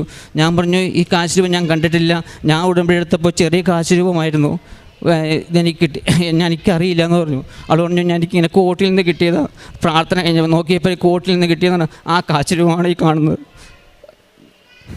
അന്ന് മുതൽ ഞങ്ങൾക്ക് പൂർണ്ണമായിട്ട് ഞങ്ങൾ അമ്മയിൽ വിശ്വാസമായി, അമ്മ ഞങ്ങളുടെ കൂടെയുണ്ടെന്ന്. അത് പിന്നെ ഞങ്ങൾക്ക് ദുഃഖമോ പ്രയാസമോ ഞങ്ങൾ മനസ്സിലില്ല. ഞങ്ങൾ ഫുൾ ടൈം ജോലിയൊന്നും ആയിട്ടില്ലെങ്കിൽ പോലും ഞങ്ങൾക്ക് നല്ല സന്തോഷത്തോടെയാണ് പിന്നെ ഞങ്ങൾ ഓരോ നിമിഷവും കഴിഞ്ഞുകൂടിയത്. കാരണം അമ്മ കൂടെയുണ്ട്. പിന്നെ എന്തിനാ കരയുന്ന, എന്തിനാ ബുദ്ധിമുട്ട്, എന്തിനാ ടെൻഷൻ അടിക്കുന്നത്, അമ്മ കൂടെയുണ്ട്. അതിൻ്റെ പിറ്റേ മാസം ഡിസംബർ 16-ാം തീയതി ഇവർക്ക് നല്ലൊരു കെയർ ഹോമിൽ ജോലി കിട്ടി. ഇപ്പോൾ ഞങ്ങൾ സന്തോഷത്തോടെ അമ്മയിൽ ആശ്രയിച്ച്, ദൈവത്തിൽ ആശ്രയിച്ച് മുമ്പോട്ട് പോവുകയും ചെയ്യുന്നു. ഞങ്ങളിപ്പോൾ പഴയ സ്ഥലത്ത് നിന്ന് പുതിയ സ്ഥലത്തേക്ക് പോയി ഞങ്ങൾക്ക് അവിടെയും അമ്മയുടെ അനുഗ്രഹത്താൽ ഒരു വീട് ലഭിക്കുകയും ഞങ്ങൾ ലീവ് കഴിഞ്ഞ് പോകുമ്പോൾ അങ്ങോട്ട് മാറുകയും ചെയ്യുന്നത്. ഇപ്പോൾ ഈ അമ്മയുടെ പ്രാർത്ഥന മൂലം ഞങ്ങൾക്ക് വളരെ സന്തോഷത്തോടെ ജീവിക്കുകയും അമ്മയുടെ അനുഗ്രഹത്താൽ അമ്മയുടെ ആശ്രയത്തിൽ മാത്രം ജീവിക്കുന്നതുകൊണ്ട് വളരെ സന്തോഷത്തോടെ മുമ്പോട്ട് പോവുകയും ചെയ്യുന്നുണ്ട്. ഞങ്ങളുടെ ഈ അനുഭവ സാക്ഷ്യം ഞങ്ങൾ കൂടെ വർക്ക് ചെയ്യുന്ന പലരോടും പറയും, നിങ്ങൾ നാട്ടിൽ പോകുമ്പോൾ കൃപാസനത്തിൽ പോയി പ്രാർത്ഥിച്ച് ഉടമ്പടി എടുത്ത് വരികയാണെങ്കിൽ നിങ്ങൾക്ക് പിന്നെ ഒന്നും പേടിക്കേണ്ട, നിങ്ങൾക്ക് പുറകോട്ടും തിരിഞ്ഞു നോക്കേണ്ട, അമ്മ നിങ്ങളുടെ കാത്തുകൊള്ളും എന്ന് പൂർണ്ണമായി ഞങ്ങൾ എല്ലാവരോടും പറയുകയും ചെയ്യുന്നുണ്ട്. ഞങ്ങളെന്നും അച്ഛൻ്റെ പ്രസംഗം ചൊവ്വാഴ്ച ദിവസം അച്ഛൻ്റെ ധ്യാനം കൂടുകയും അതുപോലെ എല്ലാ ദിവസവും രാവിലെ 5:30-ക്കുള്ള പ്രാർത്ഥന ഞങ്ങൾ കേൾക്കുകയും ചെയ്യുന്നുണ്ട്. ഞങ്ങൾ അതുപോലെ ഉപവാസം ഞങ്ങൾ ബുധനാഴ്ച ദിവസം ഉപവാസം എടുക്കുന്ന, ഡ്യൂട്ടി ഇല്ലെങ്കിൽ ഉപവാസം എടുക്കുന്നു, അല്ലെങ്കിൽ ശനിയാഴ്ച ഞങ്ങൾ ഉപവാസം എടുക്കുന്നുണ്ട്. പിന്നെ ഞങ്ങൾ കാരുണ്യ പ്രവൃത്തികളായിട്ട് ഞങ്ങൾക്ക് അവിടെ ഇരുന്നുകൊണ്ട് നാട്ടിലെ പലർക്കും ചികിത്സാ സഹായങ്ങളും അതുപോലെ പഠിക്കാൻ ബുദ്ധിമുട്ടുള്ളവർക്കുള്ള സാമ്പത്തിക സഹായങ്ങൾ ചെയ്തു വരുന്നുണ്ട്. എൻ്റെ സുഹൃത്തായ എൻ്റെ കൂട്ടുകാരൻ്റെ മകൾ ക്യാൻസർ ആയിരുന്നു, അതിനുള്ള സാമ്പത്തിക സഹായം അങ്ങനെ എല്ലാ വർഷവും വീട്ടിൽ നിന്ന് ഫാദറോ മദറോ വിളിച്ച് പറഞ്ഞ് ഇന്നയാൾക്ക് സുഖമില്ല, അവർക്ക് പൈസ കൊടുക്കണമെന്ന് പറഞ്ഞ് അപ്പം അയച്ചു കൊടുത്ത് അവർക്ക് സാമ്പത്തിക സഹായവും ചെയ്യുന്നുണ്ട്. ഇനിയും ഞങ്ങൾ മുമ്പോട്ട് UK ചെന്നാലും ഞങ്ങൾ അമ്മയിൽ ആശ്രയിച്ച് അമ്മയുടെ സാക്ഷ്യം ഉയർത്തിപ്പിടിച്ചു മുൻപോട്ട് തന്നെ പോകുമെന്ന് ഞങ്ങൾ ഈ പരിശുദ്ധ മതബായുടെ മുമ്പിൽ വെച്ച് ഞങ്ങൾ പറയുകയും ചെയ്യുന്നു. ഞാൻ അവിടെ ഡ്രൈവിംഗ് ലൈസൻസ് കിട്ടാൻ UK ഭയങ്കര ബുദ്ധിമുട്ടായിരുന്നു. പക്ഷേ അമ്മയുടെ അനുഗ്രഹത്താൽ ഞാൻ കൊന്ത പിടിച്ച് പോയി. ഞാൻ ഡ്രൈവിംഗ് സമയത്ത് എക്സാമിൻ്റെ സമയത്ത് ഞാൻ ആ വണ്ടിയിൽ ഉപ്പെടുത്തുകൊണ്ട് ഉപ്പിടുകയും ചെയ്തു. എനിക്ക് നിഷ്പ്രയാസം ലൈസൻസ് കിട്ടുകയും ചെയ്തു. ഞങ്ങളുടെ ഏക ആശ്രയം അമ്മയിൽ ഇവിടുന്ന് കൊണ്ടുവന്ന ഉപ്പും എണ്ണയും പേനുമൊക്കെയാണ്. അതിന് എന്തെങ്കിലും ബുദ്ധിമുട്ട് ഞങ്ങൾക്കുണ്ടായാൽ അപ്പോൾ തന്നെ ഞങ്ങൾ എണ്ണയും ഉപ്പ് ഉപയോഗിച്ച് അമ്മയോട് പ്രാർത്ഥിച്ച് ഞങ്ങൾക്ക് ആ സൗഖ്യം കിട്ടാറുണ്ട്. എൻ്റെ ഈ വലത് കൈയുടെ വിരലിന് ഭയങ്കര വേദനയായിരുന്നു, ഭാരങ്ങളൊന്നും പൊക്കാൻ പറ്റില്ലായിരുന്നു. ഞാൻ ഒരാഴ്ച ആ എണ്ണ ഡെയിലി പരത്തി പിന്നെ എനിക്ക് ആ വേദന ഇതുവരെ ഉണ്ടായിട്ടില്ല. ഇത്രയൊക്കെ സഹായിച്ച് ഞങ്ങളെ അനുഗ്രഹിച്ച അമ്മയോട്. എൻ്റെ പേര് ടോമി ഡൊമിനിക്. ഞാൻ കാഞ്ഞിരപ്പള്ളി ആനക്കല്ല് ഇടവക അംഗമാണ്. ഞാനിവിടെ 21-ാം തീയതി ഏപ്രിൽ 2023 ഉടമ്പടി എടുത്ത വ്യക്തിയാണ്. ഞാനിവിടെ വരാനുണ്ടായ കാരണം എൻ്റെ സാമ്പത്തിക ബാധ്യത മൂലമാണ്. എനിക്ക് ഭയങ്കരമായ സാമ്പത്തിക ബുദ്ധിമുട്ടുണ്ടായിരുന്നു. അപ്പോൾ ആ സാമ്പത്തിക ബുദ്ധിമുട്ടൊന്ന് എങ്ങനെ ഓവർകം ചെയ്യുമെന്ന ചിന്തയിൽ ഇങ്ങനെ നിൽക്കുമ്പോഴാണ് കൃപാസനത്തെ പറ്റി എൻ്റെ വൈഫ് എന്നോട് പറയുന്നത്. അങ്ങനെയാണ് ഞാൻ ഉടമ്പടി എടുക്കാനായിട്ട് ഇവിടെ വരുന്നത്. പക്ഷേ ഉടമ്പടി എടുക്കാൻ ഞാൻ വരുന്നതിന് മുമ്പ് ഇത് ആദ്യം എന്നോട് പറയുമ്പം എനിക്കൊരു വിശ്വാസം അല്ലെങ്കിൽ എന്താ പറയുക, ഇതിലേക്ക് അതൊന്ന് എടുത്താലാകുമോ ശരിയാകുമോ എന്നുള്ളൊരു സംശയം എൻ്റെ മനസ്സിലുണ്ടായിരുന്നു. അതുകൊണ്ട് ഞാൻ അതത്രയും സീരിയസ് ആയിട്ട് എടുത്തില്ല. വൈഫ് പറഞ്ഞ സജഷനെ ഞാൻ അത്ര സീരിയസ് ആയിട്ട് എടുത്തില്ല. ആ ദിവസവും ഞാൻ എടുത്തില്ല. രണ്ടാമത്തെ ഒരു ദിവസം കൂടെ വൈഫിനോട് പറഞ്ഞു, ഇവിടെ വൈഫ് ഒരു ടീച്ചറാണ്, അപ്പോൾ സ്കൂളിലെ ടീച്ചേഴ്സൊക്കെ ഇങ്ങനെ പറയുന്നു നമുക്കൊന്ന് ഉടമ്പടി എടുത്താലോ എല്ലാം ശരിയാവുമല്ലോ എന്ന് പറഞ്ഞു. അപ്പോൾ ആ പറച്ചിലും ഞാൻ അത്ര സീരിയസ് ആയില്ല. പക്ഷേ അന്ന് രാത്രിയിൽ പരിശുദ്ധ മാതാവിനെ ഞാൻ സ്വപ്നത്തിൽ കാണുന്നു. എൻ്റെ പ്രോപ്പർട്ടിയുടെ മുകളിൽ മാതാവ് പ്രത്യക്ഷപ്പെട്ട് നല്ല പ്രകാശമായിട്ട് നിൽക്കുന്നത് ഞാൻ കാണുകയാണ്. പക്ഷേ ഞാനത് രാവിലെ വൈഫിനോട് പറയുന്നില്ല. പിറ്റേന്നും ഇതുപോലെ തന്നെ രാത്രി ഞാൻ ഉറക്കത്തിൽ സ്വപ്നത്തിൽ കാണുകയാണ് മാതാവ് എൻ്റെ വീടിൻ്റെ വരാന്തയിൽ നിൽക്കുന്നതാണ് ഞാൻ കാണുന്നത്. അപ്പോൾ ഞാൻ രാവിലെ എഴുന്നേറ്റിട്ട് വൈഫിനോട് പറഞ്ഞു ഞാൻ ഉടമ്പടി എടുക്കാൻ പോവുകയാണ്. അങ്ങനെ ഞങ്ങൾ ഇവിടെ ഈ പറഞ്ഞ പോലെ വന്ന് ഉടമ്പടി എടുക്കുകയാണ് ചെയ്തത്. ആ പിറ്റേ ദിവസം തന്നെ ഞങ്ങളിവിടെ വന്നു. മാതാവ് കാരണം എന്നെ ക്ഷണിച്ചതാണ്, എന്നെ വിളിച്ചതാണെന്നാണ് എനിക്ക് അന്ന് ബോധ്യം വന്നത്. അതുകൊണ്ട് ഞാനിവിടെ വന്ന് ഉടമ്പടി എടുക്കുകയാണ് ചെയ്തത്. ഇപ്പോൾ എനിക്ക് എൻ്റെ മനസ്സിൽ തോന്നുന്ന ഒരു വചനം ഇതാണ്. ഏശയ്യ 42:3 ചതഞ്ഞ ഞാങ്ങണ അവൻ മുറിക്കുകയില്ല, മങ്ങിയ തിരി അവൻ കിടത്തുകയുമില്ല. കർത്താവ് നമ്മളെ പല പ്രതിസന്ധികളിൽ കിടത്തി വിടുമ്പം എനിക്ക് തോന്നുന്നത് ഞാൻ അതിനൊരു അനോളജി എടുത്തിരിക്കുന്നത് നമ്മളെ വളയ്ക്കും കർത്താവ്, പക്ഷെ നമ്മളെ ഒടിക്കത്തില്ല. എന്ന് വെച്ചാൽ ഞാൻ മനസ്സിലാക്കുന്ന ഇതാണ്, നമ്മുടെ ജീവിതത്തിലെ പ്രതിസന്ധികൾ നമുക്ക് പല വിധത്തിലുള്ള ശക്തമായ കൊടുങ്കാറ്റ് പോലെ നമുക്ക് അനുഭവപ്പെടുമ്പോൾ നമുക്ക് മനസ്സിലാക്കേണ്ട ഒരു കാര്യം ഇതാണ്, നമ്മുടെ ജീവിതത്തെ കർത്താവ് വിശുദ്ധീകരിക്കാൻ ആഗ്രഹിക്കുന്നു, നമ്മളെ കൂടുതൽ എളിമപ്പെടുത്താൻ ആഗ്രഹിക്കുന്നു, നമ്മളെ കൂടുതൽ ആത്മീയമായിട്ട് ഉണർത്തുവാൻ കർത്താവിന് നമ്മളോട് താല്പര്യമുണ്ട് എന്നൊക്കെ നമ്മളെ ബോധ്യപ്പെടുത്താൻ വേണ്ടിയിട്ടാണ് ഈ ബുദ്ധിമുട്ടുകളൊക്കെ നമ്മുടെ ജീവിതത്തിൽ വരുന്നത്. ഈ പ്രതിസന്ധികൾ നമ്മൾ കർത്താവിൽ ആശ്രയിച്ച് ഓവർകം ചെയ്ത് കഴിയുമ്പം ഡെഫിനറ്റായിട്ടും കർത്താവ് നമ്മളെ ഉയർത്തി നിർത്തും. അതുകൊണ്ടാണ് ഞാൻ പറഞ്ഞത് മരത്തിൽ, അതായത് കർത്താവ് നമ്മളെ വളയ്ക്കും, നമ്മളെ ഒടിക്കത്തില്ല. അതായത് മരത്തിന് കാറ്റടിക്കുമ്പോൾ മരം നന്നായിട്ട് വളയുന്നത് കാണും, പക്ഷേ കാറ്റ് നിലയ്ക്കുമ്പം മരം നിവർന്ന് നിൽക്കുന്നത് നമ്മൾ കാണാറുണ്ട്. അപ്പോൾ ഇതാണ് എൻ്റെ ജീവിതത്തിൽ എനിക്ക് വന്ന ഒരു വലിയ ബോധ്യം. ഇതാണ് എനിക്ക് 2 ബാങ്കിൽ നിന്ന്, അതായത് 2009-2008 കാലഘട്ടത്തിൽ 2008-2009 ഞാൻ ഭവനം പണിയാനായിട്ടാണ് 2 ബാങ്കിൽ നിന്നായിട്ട് ലോൺ എടുക്കുന്നത്. ആ ലോൺ അടച്ചു വീട്ടാൻ പറ്റാത്തൊരവസ്ഥയിലേക്കായി. അപ്പോൾ ഞാൻ 7 വർഷം മുമ്പ് ഞാൻ എൻ്റെ വസ്തു, അതായത് കോവിഡിന് തുടങ്ങുന്ന സമയത്ത് ഞാൻ എൻ്റെ വസ്തു വിൽക്കാനായിട്ട് വ്യക്തികളിലൊക്കെ അവരിലൊക്കെ ആശ്രയിച്ചാണ് ഞാനിത് ചെയ്യാൻ വിചാരിച്ചിരുന്നത്. ഞാൻ പല വ്യക്തികളെ സമീപിച്ച് നോക്കി, അവരത് വാങ്ങാൻ തയ്യാറാകുന്നില്ല. പലരും വരും, വസ്തു കാണും, അവർ പോകും. ഇങ്ങനെ ഒരു അവസ്ഥയിൽ നിൽക്കുന്ന സമയത്താണ് ഞാൻ പറഞ്ഞ ഇങ്ങനെ നമ്മൾ വളരെയധികം സാമ്പത്തികമായിട്ട് ബുദ്ധിമുട്ടുന്നു. ഒരു തരത്തിലും നമുക്ക് ഈ ലോൺ തിരികെ അടച്ച് തീർക്കാൻ സാധിക്കുന്നില്ല. നമ്മൾക്കെതിരെ ബാങ്ക് പല പ്രാവശ്യം നമ്മളെ ഒരു ഭീഷണി പോലെ, അല്ലെങ്കിൽ എന്താ പറയുക, ജപ്തി വരുന്ന RR പോലെ, റവന്യൂ റിക്കവറി പോലെ ഉള്ള അവസ്ഥയിലേക്ക് പല സമയത്തും വന്നു. പക്ഷേ എന്തെങ്കിലുമൊക്കെ വിധത്തിലത് ഞാൻ മറ്റുള്ളവരോട് വാങ്ങിച്ചും തിരിച്ചും മറിച്ചും ഒക്കെ ആയിട്ട്, അത് നമ്മൾ പറയല്ലേ, നീലയെ കൊണ്ട് കോതെ കെട്ടിക്കുക, കോതെ കൊണ്ട് നീലെ കെട്ടിക്കുക എന്നൊക്കെ നമ്മൾ പറയുന്ന പഴയ കാരണന്മാർ പറയുന്ന ഒരു അവസ്ഥയായിരുന്നു എൻ്റെ ജീവിതത്തിൽ. ഞാനതുകൊണ്ട് അങ്ങനെ പലയിടത്തുനിന്ന് വാങ്ങിച്ചു, അവിടുന്ന് മേടിച്ച് ഇങ്ങോട്ട് വെക്കും, ഇവിടുന്ന് മേടിച്ച് അങ്ങോട്ട് വെക്കും. ഇങ്ങനെ ജപ്തി ഒഴിവാക്കി ഞാൻ കുറേ കാലങ്ങൾ മുമ്പോട്ട് പോയി. പക്ഷേ ഈ സമയത്താണ് ഞാൻ ഈ പറഞ്ഞ 2021 ഭാര്യ എന്നോട് പറയുന്നത് ഇവിടെ വന്ന് ഉടമ്പടി എടുക്കുന്നത്. ഞാൻ അങ്ങനെ ഉടമ്പടി എടുക്കുന്നു. ഞാൻ ആദ്യത്തെ കാര്യങ്ങളൊക്കെ പുതുക്കി, അല്ലെങ്കിൽ ആദ്യത്തെ ഉടമ്പടിയിൽ ഞാൻ ശക്തമായിട്ട് പ്രാർത്ഥിച്ചു ഞാൻ ഇതിന് വിൽക്കാൻ. അപ്പോൾ ആ സമയത്തൊക്കെ നമ്മുടെ അടുത്ത് പലരും വസ്തു വാങ്ങാനായിട്ട് വരുന്നുണ്ട്. പക്ഷേ ആരും നമുക്കതിൻ്റെ ഒരു ഫൈനൽ വേർഡ് തരുന്നില്ല. 6 മാസം കഴിയട്ടെ, അല്ലെങ്കിൽ ഞാൻ അടുത്ത അവധിക്ക് വരുമ്പോൾ വാങ്ങാം, ഇങ്ങനെയാണ് നമ്മളോട് അവർ പറഞ്ഞുകൊണ്ടിരിക്കുന്നത്. അപ്പം നമുക്ക് മനസ്സിലായി ഇത് ഒരു തരത്തിലും മുമ്പോട്ട് പോകില്ല എന്ന് മനസ്സിലായപ്പം 5ാം തവണ ഞാനിവിടെ ഉടമ്പടി പുതുക്കാൻ വരുമ്പം ഇവിടെ കൗൺസിലിൽ ഇരിക്കുന്ന സിസ്റ്ററിനോട് ചോദിച്ചു, ഇതുവരെ സാക്ഷ്യങ്ങളൊന്നും ആയില്ല എന്ന് ചോദിച്ചു. ഞാൻ പറഞ്ഞു, സിസ്റ്ററെ, സാക്ഷ്യങ്ങളെന്ന് പറഞ്ഞാൽ ആത്മീയമായ വലിയ ഉണർവുണ്ടായി. ഞാൻ ബൈബിളും വിശുദ്ധ കുർബാനയൊക്കെ ഞാൻ കാണുന്ന ഒരു വ്യക്തിയായിരുന്നു, എല്ലാ ദിവസവും പോകുന്നയാൾ. പക്ഷേ ഞാൻ ഇൻഡെപ്തായിട്ട് അല്ലെങ്കിൽ ഒരു മെറ്റിക്കുലസ് ലെവലിൽ വിശുദ്ധ കുർബാന കാണാനും അല്ലെങ്കിൽ അതിനെ കൂടുതൽ മനസ്സിലാക്കി കാണാനും ബൈബിൾ വായിക്കാനും എനിക്ക് ഒരു ശക്തി ലഭിച്ചത് ശരിക്കും പറഞ്ഞാൽ ഉടമ്പടി എടുത്തപ്പോഴാണ്. പക്ഷേ അങ്ങനത്തെയുള്ള ചെറിയ ചെറിയ കാര്യങ്ങളെ എനിക്ക് പറയാനുള്ളൂ. എനിക്കൊരു നല്ല സാക്ഷ്യം പറയാനുള്ളൊരു അവസരം ഇതിനകത്തുണ്ടെന്ന് എനിക്കറിയില്ല എന്ന് പറഞ്ഞു. അപ്പോൾ അങ്ങനെ എന്നിട്ട് കൗൺസിലിംഗ് പറഞ്ഞതിൻ്റെ പിറ്റേ ദിവസം ഞാനിവിടെ വന്ന് ജോസഫ് അച്ഛനെ കാണുകയാണ്. ഞാനിവിടെ വന്ന് ടോക്കൺ എടുത്തു.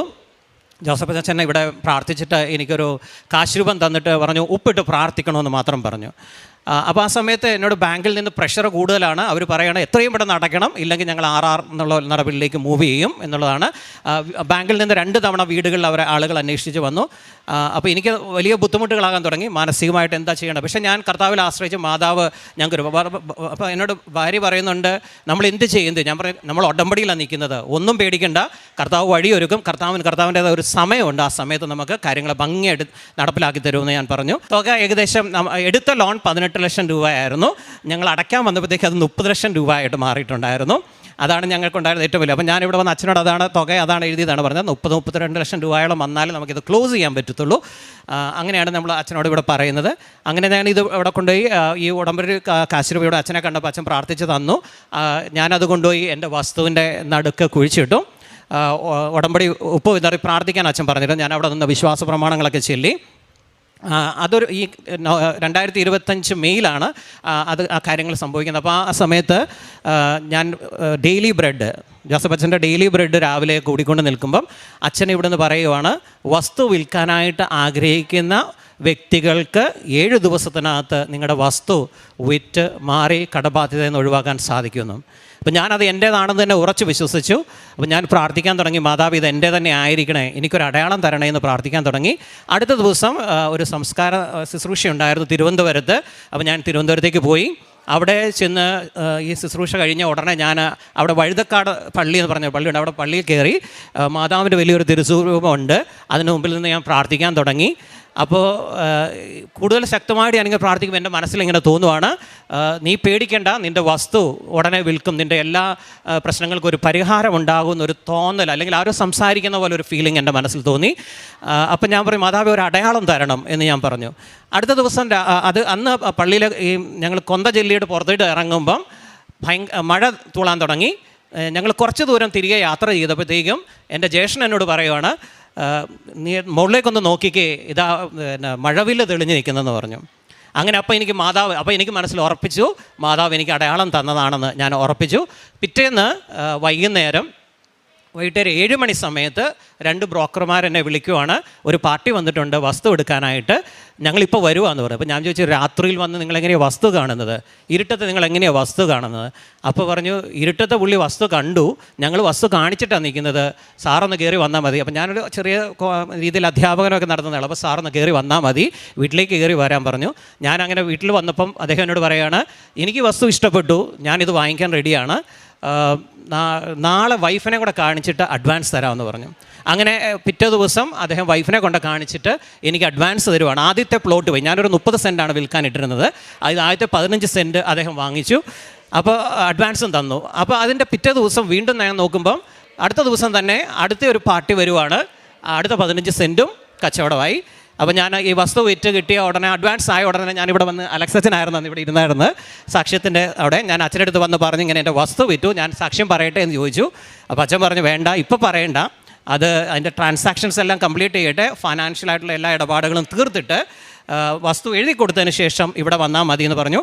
അങ്ങനെ എൻ്റെ വസ്തു ഇന്നലെ കൊണ്ട് ഞാൻ അതിൻ്റെ ട്രാൻസാക്ഷൻസ് എല്ലാം കംപ്ലീറ്റ് ചെയ്തു. ഞാൻ ഉദ്ദേശിച്ചതിൽ കൂടുതൽ വില എനിക്ക് കിട്ടുകയും ചെയ്തു. എൻ്റെ കടങ്ങൾ വീട്ടി എൻ്റെ കയ്യിൽ മിച്ചം പൈസയും മാതാവും ഈശോ എനിക്ക് തന്നു. ഇതാണ് എനിക്ക് കിട്ടിയ വലിയ ഒരു അനുഗ്രഹമായിട്ട് ഞാൻ പറയുന്നത്. കാരണം ഒരിക്കലും നടക്കില്ല എന്ന് ഞാൻ വിചാരിച്ചിരുന്ന കാര്യം വളരെ സ്മൂത്തായിട്ട്, അതായത് കർത്താവിൻ്റെ സമയമായപ്പം എനിക്കത് കർത്താവ് തന്നു എന്നാണ് ഞാൻ ഉറച്ചു വിശ്വസിക്കുന്നത്. ഇതാണ് ഒന്നാമത്തെ സാക്ഷ്യം എനിക്ക് പറയാനുള്ളത്. രണ്ടാമത് എനിക്ക് പറയാനുള്ളത്, എൻ്റെ ഈ സാമ്പത്തിക ബാധ്യത നിൽക്കുന്ന സമയത്ത് കാലിലൊരു മുഴ വന്നു. അത് ഞാൻ ഡോക്ടറെ കൺസൾട്ട് ചെയ്യുവാണ്. ഡോക്ടറെ കൺസൾട്ട് ചെയ്യുമ്പോൾ എന്നോട് പറയുവാണ്, ഈ മുഴ ഇതിവിടെ ഇരിക്കാൻ പറ്റത്തില്ല, നാളെ അഡ്മിറ്റ് ആയിക്കോ, നാളെ ഓപ്പറേഷൻ ചെയ്യാമെന്ന് പറഞ്ഞു. എന്നെ സംബന്ധിച്ച് സാമ്പത്തികമായിട്ട് ആ സമയത്ത് 5 പൈസ കയ്യിലെടുക്കാനില്ലാത്തൊരവസ്ഥയിൽ നിൽക്കുന്ന സമയമാണ്. ഞാൻ ഡോക്ടറോട് പറഞ്ഞു, ഞാൻ നാളെ വന്ന് അഡ്മിറ്റ് ആകാം, ഇന്നെനിക്ക് ഞാൻ പ്രിപ്പയർഡ് അല്ല എന്ന് പറഞ്ഞ് ഞാൻ ആശുപത്രിയിൽ നിന്ന് അവിടെ നിന്ന് ഇറങ്ങി വീട്ടിലേക്ക് പോയി. ഞാൻ വന്ന് വൈഫിനോട് പറഞ്ഞു, ഇത് ഓപ്പറേഷൻ ചെയ്യണമെന്നൊക്കെ അവർ പറയുന്നത്, എന്ത് ചെയ്യും? അപ്പോൾ ഞാൻ പറഞ്ഞു, ഏതായാലും ഞാൻ ഓപ്പറേഷൻ ചെയ്യുന്നില്ല, ഞാൻ ഏതായാലും മാതാവിൽ ഉടമ്പടി എടുത്തിട്ടുണ്ട്, മാതാവ് എനിക്ക് അത് മാറ്റിത്തരും, അവിടെ ഞാനത് ഉടമ്പടി തൈലം പുരട്ടി പ്രാർത്ഥിക്കാൻ തീരുമാനിച്ചെന്ന് പറഞ്ഞു. അങ്ങനെ ഉടമ്പടി പ്രാർത്ഥനകൾ രാവിലെയും വൈകിട്ടും ഒക്കെ ചൊല്ലി കഴിയുമ്പം ഞാൻ ഈ മുഴയുടെ മുകളിൽ ഉടമ്പടി തൈലം പുരട്ടി മാതാവിനോട് പ്രാർത്ഥിക്കാൻ തുടങ്ങി. 3-4 ദിവസം കഴിഞ്ഞപ്പോഴത്തേക്കും അതങ്ങ് പസ് പോലെ ഫോം ചെയ്തു. അത് പഴുക്കുന്നതായിട്ട് എനിക്ക് ഫീൽ ചെയ്തു. എനിക്ക് അതിഭയങ്കരമായ വേദന മുഴയിൽ അനുഭവപ്പെട്ടു. മുട്ട അനയ്ക്കാൻ പറ്റത്തില്ലാത്ത അവസ്ഥയിലേക്ക് വന്നു. പക്ഷേ ഞാൻ ഇതൊന്നും മൈൻഡ് ചെയ്ത്, കാരണം ഞാൻ അന്നേരം ഇങ്ങനെ ചിന്തിക്കുന്നതാണ്, എൻ്റെ ഈ വേദനയെക്കാളും വലിയ വേദന അനുഭവിച്ചാണല്ലോ ക്രൂശിതനായി കിടക്കുന്നത്. അതുകൊണ്ട് ഇതൊന്നും ഇനി എന്നെ സംബന്ധിച്ചൊരു വേദനയല്ല എന്ന് ഞാൻ മനസ്സിൽ ചിന്തിച്ചു. അതുകൊണ്ട് ഞാൻ ബലം പ്രയോഗിച്ച് മുട്ടയിൽ കുത്തി നിന്നു. ആ മുട്ടയിൽ കുത്തി നിൽക്കുന്ന സമയത്ത് അതങ്ങ് പൊട്ടിക്കഴിഞ്ഞ് ഞാൻ മുട്ടയിൽ നിന്ന് എഴുന്നേൽക്കുമ്പം അതിൽ നിന്ന് പസ്സും വെള്ളവും പുറത്തേക്ക് ഒഴുകുവാണ് ഞാൻ കാണുന്നത്. 2-3 ദിവസം കൊണ്ട് അത് തനിയെ ചൊങ്ങി അത് ചെറുതായി, അതില്ലാതെ അതിൻ്റെ സ്കാർ മാത്രമായിട്ടാണ് ഇപ്പോൾ എൻ്റെ മുട്ടിലുള്ളത്. മുട്ടിന് താഴെയാണ്, മുട്ടയിലല്ല, അത് ഈ ഭാഗത്തായിട്ടാണ് എനിക്ക് വന്നത്. അപ്പോൾ അതെനിക്കിപ്പോഴും ഒരു ബുദ്ധിമുട്ടും ഇല്ല, മുട്ട നിൽക്കാം. ഇത് എനിക്ക് തോന്നുന്നത് എൻ്റെ മാതാവും ഈശോ എനിക്ക് തന്ന വലിയൊരു അനുഗ്രഹമായിട്ടാണ് ഞാൻ കാണുന്നത്. മൂന്നാമത്തെ ഒരു സാക്ഷ്യം എനിക്ക് പറയാനുള്ളത്, എൻ്റെ നഷ്ടപ്പെട്ടു പോയ PG കഴിഞ്ഞ്, ഞാൻ PG കഴിഞ്ഞിട്ട് 25 വർഷമായിരുന്നു. എൻ്റെ സർട്ടിഫിക്കറ്റ് ഞാൻ PG കഴിഞ്ഞ ഉടനെ മദ്രാസ് യൂണിവേഴ്സിറ്റിയിൽ അപ്ലൈ ചെയ്ത, ഞാൻ MBA കഴിഞ്ഞൊരു വ്യക്തിയാണ്. അന്ന് അപ്ലൈ ചെയ്തിട്ട് എനിക്ക് ജോലികൾ ലഭിച്ചതുകൊണ്ട് ഞാൻ ജോലിയുടെ പുറകെ അങ്ങ് പോയി. എൻ്റെ കയ്യിൽ പ്രൊഫഷണൽ സർട്ടിഫിക്കറ്റും മാർക്ക് ഷീറ്റും മാത്രമേ ഉള്ളൂ. അത് വെച്ച് എനിക്ക് പലയിടത്തും ജോലികൾ ലഭിക്കുന്നുണ്ടായിരുന്നു. അതുകൊണ്ട് ഞാൻ ഇതിനെക്കുറിച്ച് ബോധേഡല്ലായിരുന്നു. ഇത് മറന്നും പോയി, ഇങ്ങനെ അപ്ലൈ ചെയ്ത കാര്യങ്ങളും സർട്ടിഫിക്കറ്റ് കിട്ടിയെന്നുള്ളൂ. പിന്നെ എനിക്ക് ഫർദർ സ്റ്റഡീസ് എന്നുള്ള ഒരു ഹയർ സ്റ്റഡീസ് എന്നുള്ളൊരു ചിന്ത വന്നപ്പോഴാണ് ഞാൻ ഇതിനെക്കുറിച്ച് ആലോചിക്കുന്നത്. അപ്പോൾ ഞാൻ യൂണിവേഴ്സിറ്റിയിൽ അന്വേഷിച്ച്, ഞാനിങ്ങനെ വർഷങ്ങൾക്ക് മുമ്പ് ഇത് അപ്ലൈ ചെയ്തതാണ്, എൻ്റെ സർട്ടിഫിക്കറ്റ് എനിക്ക് ഇതുവരെ ലഭിച്ചിട്ടില്ല. അപ്പോൾ അന്ന് നമ്മളോട് അവർ പറയുന്നത്, നിങ്ങളിത് പോസ്റ്റലിൽ അയച്ചു തരുമെന്നാണ്. അപ്പോൾ പോസ്റ്റലിൽ എനിക്ക് കിട്ടിയിട്ടുമില്ല. അപ്പം ഞാനിത് അങ്ങനെ അവരോട് ഒരു പരാതി പോലെ പറഞ്ഞപ്പോൾ അവർ പറയും, ഞങ്ങൾ ഓൾറെഡി ആ സർട്ടിഫിക്കറ്റ് ഇവിടെ നിന്ന് അയച്ചതാണ്, നിങ്ങൾക്കത് കിട്ടിയില്ലെങ്കിൽ അതിനകത്ത് ഞങ്ങൾക്കൊന്നും ചെയ്യാൻ പറ്റത്തില്ല. നിങ്ങൾക്ക് ചെയ്യാൻ പറ്റുന്ന ഒരു കാര്യമേ ഉള്ളൂ, നിങ്ങൾക്ക് ഡ്യൂപ്ലിക്കേറ്റ് സർട്ടിഫിക്കറ്റിന് അപ്ലൈ ചെയ്യാം. ഡ്യൂപ്ലിക്കേറ്റ് സർട്ടിഫിക്കറ്റ് എടുക്കുക എന്ന് പറഞ്ഞാൽ ഒരു ലെങ്തി പ്രൊസീജിയറാണ്. അത് അത്രയും നമുക്ക് ഒത്തിരി കടമ്പകൾ നമ്മൾ കിടന്നാൽ മാത്രമേ നമുക്കൊരു ഡ്യൂപ്ലിക്കേറ്റ് സർട്ടിഫിക്കറ്റ് എടുക്കാൻ പറ്റുള്ളൂ. അപ്പം ഞാൻ ഇവിടെ ജോസഫ് അച്ഛൻ്റെ ഉടമ്പടി ക്ലാസ് കേൾക്കുവാണ്. അച്ഛൻ പറയുവാണ്, മാതാവിനോട് പ്രാർത്ഥിച്ചാൽ നിങ്ങളുടെ നഷ്ടപ്പെട്ടു പോയ എന്ത് ഡോക്യുമെൻസും, നിങ്ങളുടെ ആധാരമായിക്കോട്ടെ, നിങ്ങളുടെ സർട്ടിഫിക്കറ്റ്സ് ആയിട്ട് ഏത് സാധനവും മാതാവ് കണ്ടെത്തി, അല്ലെങ്കിൽ നിങ്ങളെ അത് ഓർമ്മിപ്പിക്കും, എവിടെയാണെന്ന് അത് ഓർമ്മിപ്പിക്കും, നിങ്ങൾക്കത് കണ്ടെത്താൻ സാധിക്കുന്നു. അപ്പോൾ ഞാൻ ആ സമയത്ത്, ആ ക്ലാസ്സിൻ്റെ സമയത്ത് ശക്തമായിട്ട് പ്രാർത്ഥിച്ചു, എൻ്റെ ഈ നഷ്ടപ്പെട്ടു പോയ അല്ലെങ്കിൽ ഈ MBAയുടെ സർട്ടിഫിക്കറ്റ് എനിക്കൊന്ന് കിട്ടണം, എൻ്റെ മാതാവെ എവിടെയാണെന്ന് കണ്ടെത്തി തരണം എന്ന് പ്രാർത്ഥിച്ചു. ഞാനങ്ങനെ പ്രാർത്ഥിക്കുമ്പം എൻ്റെ ഉള്ളിലൊരു തോന്നൽ വരുവാണ്, നിങ്ങൾ പഠിച്ച കോളേജിലെ ഡയറക്ടർക്ക്, MBAയുടെ ഡയറക്ടർക്ക് ഒരു മെയിൽ അയക്കുന്നൊരു ഉൾവിളി എനിക്ക് തോന്നി. ഞാൻ ആ മൊമെൻറ്റിൽ തന്നെ ഒരു മെയിൽ ഡയറക്ടർ, കാരണം 25 വർഷം മുമ്പ് ഞാൻ പഠിച്ചിറങ്ങിയ കോളേജാണ്. ആ കോളേജിൽ നിന്ന് ഒരു ഓട്ടോണമസ് കോളേജുമാണ്. അപ്പോൾ എനിക്ക് ആ കോളേജിലേക്ക് ഇത് അയച്ചാൽ, എന്നെ പരിചയമില്ലാത്ത, 25 വർഷം മുമ്പ് അവിടുത്തെ അലുമിനിയ എന്ന് പറഞ്ഞിട്ട് കാര്യമില്ല, എന്നെ ഒരു പരിചയമില്ലാത്ത ഡയറക്ടറാണ് അവിടെ ഇരിക്കുന്നത്. അപ്പോൾ ഞാൻ ഈ മെയിൽ അദ്ദേഹത്തിന് അയച്ചു. അയക്കുന്നതിന് തൊട്ട് മുമ്പ് തന്നെ ഞാൻ ഉടമ്പടി ഉപ്പെടുത്ത് പ്രാർത്ഥിച്ച്, അത് ഉപ്പ് വെച്ച് അതിൽ കുരിശ് വരച്ചു, ഉടമ്പടി തൈലം വെച്ച് മെയിലിൽ പ്രാർത്ഥിച്ചു. ഞാനിത് ഫോർവേഡ് ചെയ്തു. ഞാൻ അത്ഭുതം എന്ന് പറഞ്ഞിട്ട് 2 ദിവസം കഴിഞ്ഞപ്പം ഡയറക്ടർ എന്നെ തിരിച്ച് മെയിൽ ചെയ്യുവാണ്, താങ്കളുടെ സർട്ടിഫിക്കറ്റ് കോളേജിലെ ഓഫീസിൽ ഇപ്പോഴും ഇരിപ്പുണ്ട്. കാരണം ഞാൻ അതിനകത്ത് എൻ്റെ MBAയുടെ രജിസ്റ്റർ നമ്പർ അതെൻ്റെ ഓർമ്മയിലുണ്ടായിരുന്നു, MB 440-216 എന്ന നമ്പർ, അത് ഞാൻ മെൻഷൻ ചെയ്താണ് മെയിൽ അയക്കുന്നത്. അപ്പോൾ അദ്ദേഹം എന്നോട് തിരിച്ച് മെയിൽ തരുവാണ്, താങ്കൾക്ക് വന്ന് ഇത് കളക്ട് ചെയ്യാം, ഇത്രയും കാലം ഇതിൻ്റെ കസ്റ്റോഡിയനായിട്ട് ഞങ്ങൾ ഇതിനിവിടെ കീപ്പ് ചെയ്തുകൊണ്ട് താങ്കളൊരു ചെറിയ പെനാൽറ്റി അടയ്ക്കണം, ഒരു 10,500 രൂപ അടയ്ക്കാൻ പ്രിപ്പയർഡ് ആയിട്ട് വേണം ഇങ്ങോട്ട് വരാനെന്ന് പറഞ്ഞു. അങ്ങനെ ഇത് കിട്ടിയ അന്നേരം തന്നെ ഞാൻ സാറിനെ വിളിച്ചു. സാറിൻ്റെ മൊബൈൽ നമ്പർ എനിക്ക് തന്നു. ഞാൻ വിളിച്ച് സാറേ എനിക്ക് ഇങ്ങനെ വന്ന് നാളെ തന്നെ ഞാൻ വരാൻ ഉദ്ദേശിക്കണം, ഇന്ന് വൈകിട്ടത്തെ ബസ്സിന് ഞാൻ കയറി വരും, സാറ് അവിടെ ഉണ്ടാകുകയല്ലേ എന്ന് ചോദിച്ചു. ഞാൻ അങ്ങനെ പിറ്റേ ദിവസം പോയി. എൻ്റെ നഷ്ടപ്പെട്ടു പോയി 25 വർഷമായിട്ട് എനിക്ക് നഷ്ടപ്പെട്ടു പോയിരുന്ന, അല്ലെങ്കിൽ കിട്ടുകയില്ല, ഇനി ഒരു ഡ്യൂപ്ലിക്കേറ്റ് എടുക്കണമെന്നൊക്കെ ഞാൻ വിചാരിച്ചിരുന്ന ഒരു സർട്ടിഫിക്കറ്റ്, ഒറിജിനൽ സർട്ടിഫിക്കറ്റ് തന്നെ മാതാവ് എനിക്ക് തിരികെ വീണ്ടെടുത്ത് തന്നു. ഇത് മാതാവ്, സഞ്ചാരി മാതാവ് എൻ്റെ കൂടെ വന്ന് എനിക്ക് ഈ കാര്യങ്ങളെല്ലാം ചെയ്തതാണെന്ന് ഞാൻ ഉറച്ചു വിശ്വസിക്കുന്നു. അതാണ് എനിക്കുണ്ടായ ഏറ്റവും വലിയൊരു അനുഭവം. 4ാമത്തെ ഒരു അനുഭവം എന്ന് പറയുന്നത് വലിയ ഒരു ആക്സിഡൻറ്റിൽ നിന്ന് മാതാവ് എന്നെ രക്ഷിച്ചു. ഞാൻ കൃപാസനം പത്രം എല്ലാ മാസവും ഇവിടെ വന്ന് വാങ്ങിക്കുന്നയാളാണ്. അത് ഞാൻ വിതരണം ചെയ്യും. അപ്പം ഞാൻ അതിൻ്റെ പ്രേക്ഷിത പ്രവർത്തനം മറ്റു കാര്യങ്ങളെല്ലാം ചെയ്തുകൊണ്ടിരിക്കുന്നയാളാണ്. ഞാൻ സാധാരണ വരുമ്പോൾ അതിരാവിലെ കാറിൽ ഇങ്ങോട്ട് വരുവാണ് ചെയ്യുന്നത്. അപ്പോൾ എൻ്റെ വൈഫിൻ്റെ കസിൻ ഒരു സിസ്റ്റർ, റെവറൻഡ് സിസ്റ്റർ പറഞ്ഞു, ഞാനും കൂടെ വരുന്നുണ്ട് ഈ പ്രാവശ്യം നിങ്ങളുടെ കൂടെ വരുമ്പം, അപ്പോൾ എന്നെ കൂടെ കൊണ്ടുപോകണമെന്ന് പറഞ്ഞു. അങ്ങനെ ഞങ്ങൾ സിസ്റ്ററിനെയും കൂട്ടി അതിരാവിലെ ഒരു 3:30 ആയപ്പോൾ ഞാൻ വീട്ടിൽ നിന്ന് സ്റ്റാർട്ട് ചെയ്യുവാണ്. ഞങ്ങളൊരു ഇറങ്ങുമ്പോൾ തുടങ്ങി ഞങ്ങൾ കൊന്ത ജപമാല ചൊല്ലിക്കൊണ്ടാണ് ഇരിക്കുന്നത്. ഒരു പകുതി വഴി എത്താറായപ്പോഴത്തേക്കും ഒരു വളവിൽ വന്നപ്പോഴത്തേക്കും വണ്ടി എൻ്റെ കയ്യിൽ നിന്ന് കൺട്രോൾ പോയി. വണ്ടിക്ക് എന്താ സംഭവിക്കുന്നത്, ഞാൻ എന്താ സംഭവിക്കുന്നത് എൻ്റെ മാതാവേ എന്ന് ചോദിക്കുകയും വണ്ടി ഒന്ന് സൈഡിലേക്ക് ചെരിഞ്ഞിട്ട് വട്ടം തിരിഞ്ഞ് റോഡിന് നടുക്ക് തിരിഞ്ഞിട്ട് അരികിലുള്ള ഭിത്തിയിലേക്ക് ഇടിക്കാൻ പോകും. ഞാൻ അവിടുത്തെ ഇടിച്ചു, ഞങ്ങൾ തീർന്നു എന്ന് ഞങ്ങൾ മനസ്സിൽ പെട്ടെന്ന് വെച്ചു. പക്ഷേ മാതാവേന്ന് വിളിച്ചത് കൊണ്ടായിരിക്കും എന്താ സംഭവം എന്ന് എനിക്കറിയില്ല. ഒരടിക്ക് മുമ്പിൽ മതിലിടിക്കുന്നതിന് മുമ്പ് തന്നെ വണ്ടി നിന്നു. റോഡിന് വിലങ്ങിയാണ് വണ്ടി നിന്നത്. ഞാൻ അവർക്ക് അത്ഭുതകരമായിട്ട് മാതാവ് രക്ഷപ്പെടും. കാരണം എതിർ ദിശയിൽ നിന്ന് വളവായതുകൊണ്ട് വണ്ടി വന്നാൽ, അല്ലെ പുറകിൽ നിന്നൊരു വണ്ടി വന്നാൽ ഈ ഞങ്ങൾ വട്ടം കറങ്ങുന്ന സമയത്ത് അവർ ഞങ്ങളെ ഇടിച്ച് തെറിപ്പിക്കത്തേ ഉള്ളൂ. അല്ലെങ്കിൽ ഞങ്ങൾ മതിലിടിച്ചാൽ ഞങ്ങൾക്ക് പിന്നെ ആരോഗ്യപരമായിട്ട് നമുക്ക് വളരെ മോശമായ അവസ്ഥയിലേക്ക് നമ്മൾ പോകുമായിരുന്നു. പക്ഷേ മാതാവിൻ്റെ പ്രത്യേക കൃപ കൊണ്ട് അപകടത്തിൽ നിന്നും മാതാവ് ഞങ്ങളെ രക്ഷിച്ചു. പിന്നെ ഞാനിപ്പോൾ ഉടമ്പടിയിൽ എഴുതിയിരുന്ന ഒരു കാര്യമാണ്.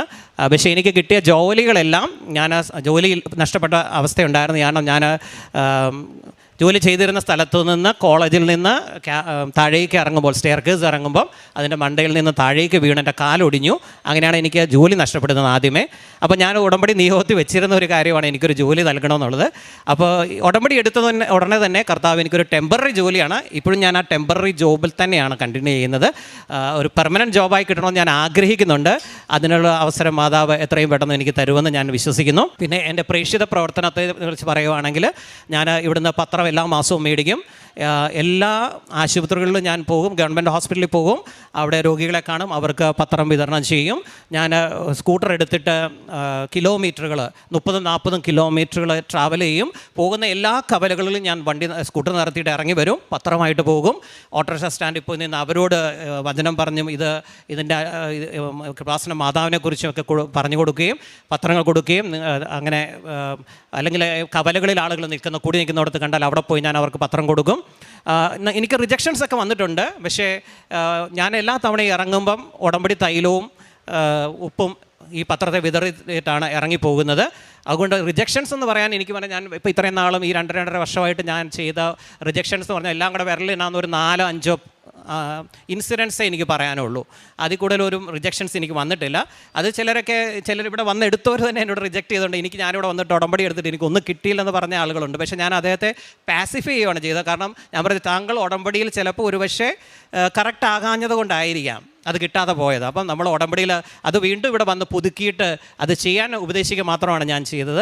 അതുപോലെ പലരും അധ്യാപക ജോലിയിലൊക്കെ ഇടപെടുന്നവരൊക്കെ എന്നെ കളിയാക്കിയിട്ടുണ്ട്. പക്ഷേ ഇങ്ങനെ റിജക്ഷൻസ് ഒക്കെ വന്നിട്ടുണ്ട്. പക്ഷേ അതൊന്നും എന്നെ ബാധിച്ചില്ല. കാരണം ഞാനിവിടെ ഉടമ്പടിയിൽ സ്ഥിരമായിട്ട് മുൻപോട്ട് പോകാൻ ആഗ്രഹിക്കുന്ന ഒരു വ്യക്തിയാണ്. അതുകൊണ്ട് ഞാനിങ്ങനെ പോയി പ്രേക്ഷിത പ്രവർത്തനമായിട്ട് ഇത് ചെയ്യുന്നു. ഞാൻ എല്ലാ ദിവസവും ഡെയിലി ബ്രെഡ് കാണും, അത് ഷെയർ ചെയ്യും, സോഷ്യൽ മീഡിയയിൽ ഷെയർ ചെയ്യും. അതുപോലെ തന്നെ അച്ഛൻ്റെ ക്ലാസ്സുകൾ ഞാൻ ഷെയർ ചെയ്യും, അത് സ്റ്റാറ്റസ് ഇടും. ഇതാണ് നമ്മൾ പ്രേക്ഷിത വേലയിൽ ഞാൻ കൂടുതൽ ചെയ്തുകൊണ്ടിരിക്കുന്നത്. കാരുണ്യപ്രവൃത്തിയായിട്ട് ഞാൻ ചെയ്തുകൊണ്ടിരിക്കുന്നത്. ഞാൻ എല്ലാ സമയത്തും എൻ്റെ കയ്യിൽ പൈസ ഉള്ളപ്പോൾ എല്ലാം ഞാൻ ആളുകൾക്ക് ആശുപത്രിയിൽ പോയി രോഗികളെ കാണും. അവർക്ക് ഞാൻ നമ്മുടെ തൈലം കൊണ്ടുപോയി കുരിശ് വരച്ച് ഞാൻ അവിടെ പ്രാർത്ഥിക്കും. ഞാൻ ചോദിക്കും, ഞാൻ പ്രാർത്ഥിച്ചോട്ടെ. അപ്പം അവർ പ്രാർത്ഥിക്കാൻ അനുവദിക്കും. അത് ഏത് ജാതി ഏത് മതത്തിൽപ്പെട്ടവരാണെങ്കിലും ഞാൻ നോക്കാറില്ല. ഞാൻ ഉടമ്പടി തൈലം വെച്ച് അവരെ പ്രാർത്ഥിക്കും. എന്നിട്ട് ഞാൻ അവർക്ക് പത്രം കൊടുക്കും. ചിലർക്ക് കാശുരൂപം കൊടുത്തിട്ടുണ്ട്. ചിലരോട് ഞാൻ ഉപ്പം എൻ്റെ കയ്യിലുണ്ടെങ്കിൽ തേനോ ഉണ്ടെങ്കിൽ ഞാൻ പറയും, ഇത് ഭക്ഷണത്തിൽ കഴിക്കുക, നിങ്ങൾക്ക് സൗഖ്യം പെട്ടെന്ന് തന്നെ മാതാവ് തരും. അതുപോലെ തന്നെ ഞാൻ ഈ പ്രാർത്ഥന ഇത് അവർക്ക് മരുന്ന് വാങ്ങിക്കാനുള്ള പൈസ, ചില സാഹചര്യങ്ങളിലൊക്കെ ആശുപത്രിയിൽ പുറത്തിറങ്ങി ശ്വാസം മുട്ടിയിട്ട് 250-300 രൂപയാണ് മരുന്നില്ലെന്നൊക്കെ പറഞ്ഞ് എന്നോട് അപ്രോച്ച് ചെയ്ത ആളുകളുണ്ട്. അപ്പോൾ ഞാൻ തന്നെ അന്നേരം പോയി മരുന്ന് മേടിച്ച് അവർക്ക് കൊടുത്ത് ആ ഇഞ്ചക്ഷൻ എടുത്തു കഴിയുമ്പോഴാണ് അവർക്കത്, കാരണം ഗവൺമെൻറ് ഹോസ്പിറ്റലാണെങ്കിലും അവിടെ മരുന്ന് റെഡിലി അവൈലബിൾ അല്ല. അപ്പോൾ അവർ പറയും പുറത്തോട്ട് എഴുതി കൊടുക്കും ഇവർക്ക്. അന്നേരമാണ് ഇവർക്ക് നമ്മുടെ സഹായം ആവശ്യം വരുന്നത്. അപ്പം അങ്ങനെയൊക്കെ പലരും എന്നെ അപ്രോച്ച് ചെയ്തിട്ടുണ്ട്. ഞാൻ പോകുന്ന മിക്കവാറുമുള്ള ഗവൺമെൻറ് ഹോസ്പിറ്റലിലൊക്കെ തന്നെ പിറ്റേ ദിവസം അല്ലെങ്കിൽ അടുത്ത ദിവസം അല്ലെങ്കിൽ നമ്മളവിടെ ഇറങ്ങുന്ന സമയത്ത് പലരും എന്നോട് ചോദിക്കാറുണ്ട്, സാറ് നാളെ അടുത്ത ദിവസം വരുമോ? സാറ് വരുമ്പോൾ ഞങ്ങൾക്കൊരു ആശ്വാസമുണ്ട്, അല്ലെങ്കിൽ ഞങ്ങൾ സാറ് പ്രാർത്ഥിക്കുമ്പോൾ ഞങ്ങൾക്കൊരു സമാധാനം കിട്ടുന്നുണ്ട്, അപ്പോൾ വരികയല്ലേ എന്നിങ്ങനെ ചോദിക്കുന്നുണ്ട്. അപ്പോൾ എനിക്ക് പറ്റുന്ന ദിവസങ്ങളിലൊക്കെ പോകാറുണ്ട്. വീട്ടിൽ നിന്ന് വൈഫ് ഭക്ഷണം പൊതി ഉണ്ടാക്കി തരും, അത് ഞാൻ കൊണ്ട് ഇവർക്ക് കൊടുക്കും. ഓർഫണേജുകളിൽ പോകാറുണ്ട്, അവിടെയും പോയി ഞാൻ ഭക്ഷണം കൊടുക്കും. എന്നെക്കൊണ്ട് വരുന്ന പോലെ സാമ്പത്തിക സഹായങ്ങൾ ഞാൻ ചെയ്തു കൊടുക്കും. പല സ്ഥലത്തും ഭക്ഷണം ഉണ്ടാക്കി കൊണ്ടുപോയി കൊടുത്ത് ഞങ്ങൾ അവരോടൊപ്പം ദിവസം സ്പെൻഡ് ചെയ്ത് അവരെ കേട്ട് കൂടുതൽ കേൾക്കുമ്പോഴാണ് അവർക്ക് ആശ്വാസം. പലരും നമ്മളോട് സങ്കടപ്പെടാറുണ്ട്, എൻ്റെ മക്കളെന്നെ പലരും മക്കളൊക്കെ ഉപേക്ഷിച്ചപ്പെട്ട് വന്ന ആൾക്കാരാണ്. അപ്പോൾ എന്നോട് പറയാറുണ്ട്, മക്കളെന്നെ ഉപേക്ഷിച്ചിട്ടുണ്ട് പോയി. അപ്പോൾ ഞാൻ പറയുന്നു, അപ്പയ്ക്ക് ഒരു മകനെ നഷ്ടപ്പെട്ടാലും ഞങ്ങൾക്ക് പെട്ടെന്ന് ഞങ്ങളെപ്പോലുള്ള മക്കൾ എപ്പോഴും വരുന്നുണ്ടല്ലോ, അതുകൊണ്ട് നിങ്ങൾക്ക് ഞങ്ങളെപ്പോഴും അവിടെ വരുന്നുണ്ടല്ലോ, അതുകൊണ്ട് ഞങ്ങൾ മക്കളായിട്ട് തന്നെ കണ്ടാൽ മതി എന്നൊക്കെ ഞങ്ങൾ കൊടുക്കാറുണ്ട്. ഇങ്ങനെ സജഷൻസൊക്കെ കൊടുക്കാറുണ്ട്. ഇതാണ് ഞങ്ങൾ പ്രേക്ഷിത വേലയിൽ ചെയ്യുന്ന കാര്യങ്ങൾ. പിന്നെ വഴിയിലൂടെ പോകുമ്പോൾ ഞാൻ ഭക്ഷണപ്പൊതി മേടിച്ച് സ്കൂട്ടറിൽ വെക്കും. ഞാൻ ജോലിക്ക് പോകുന്ന സ്ഥലങ്ങളിലേക്കൊക്കെ ഞാൻ സ്കൂട്ടറിൻ്റെ ഫ്രണ്ടിൽ ഇതിങ്ങനെ കുറേ 4-5 പാക്കറ്റ്സ് വീതം മേടിച്ചിടും. അംഗവൈകല്യമുള്ള ആളുകളെ ഞാൻ കണ്ടാൽ അവിടെ സ്കൂട്ടർ നിർത്തും, ഞാൻ ഇറങ്ങി ഇവർക്ക് ഈ ഭക്ഷണം കൊടുക്കും, ഭക്ഷണപ്പൊതി കൊടുക്കും. ഭക്ഷണം കഴിച്ചതാണോ എന്ന് ചോദിക്കും. സാമ്പത്തികമായിട്ട് ഉച്ചയ്ക്കത്തെ ഭക്ഷണത്തിന് പൈസ ഇല്ലെങ്കിൽ ആ പൈസ എൻ്റെ കയ്യിൽ ഉള്ളതുപോലെ ഞാൻ കൊടുക്കും. അപ്പോൾ ഇങ്ങനെയൊക്കെയാണ് ഞാൻ എൻ്റെ പ്രേക്ഷിത പ്രവർത്തനം നടത്തിയത്. ആത്മീയമായിട്ട് എനിക്കുണ്ടായ ഉണർവ് ഞാൻ പറഞ്ഞല്ലോ, ബൈബിളും കുർബാനയിലൊക്കെ സജീവമായിട്ട് എനിക്ക് പങ്കെടുക്കാൻ സാധിച്ചു. ഇത്രയും വലിയൊരു അനുഗ്രഹം എനിക്ക്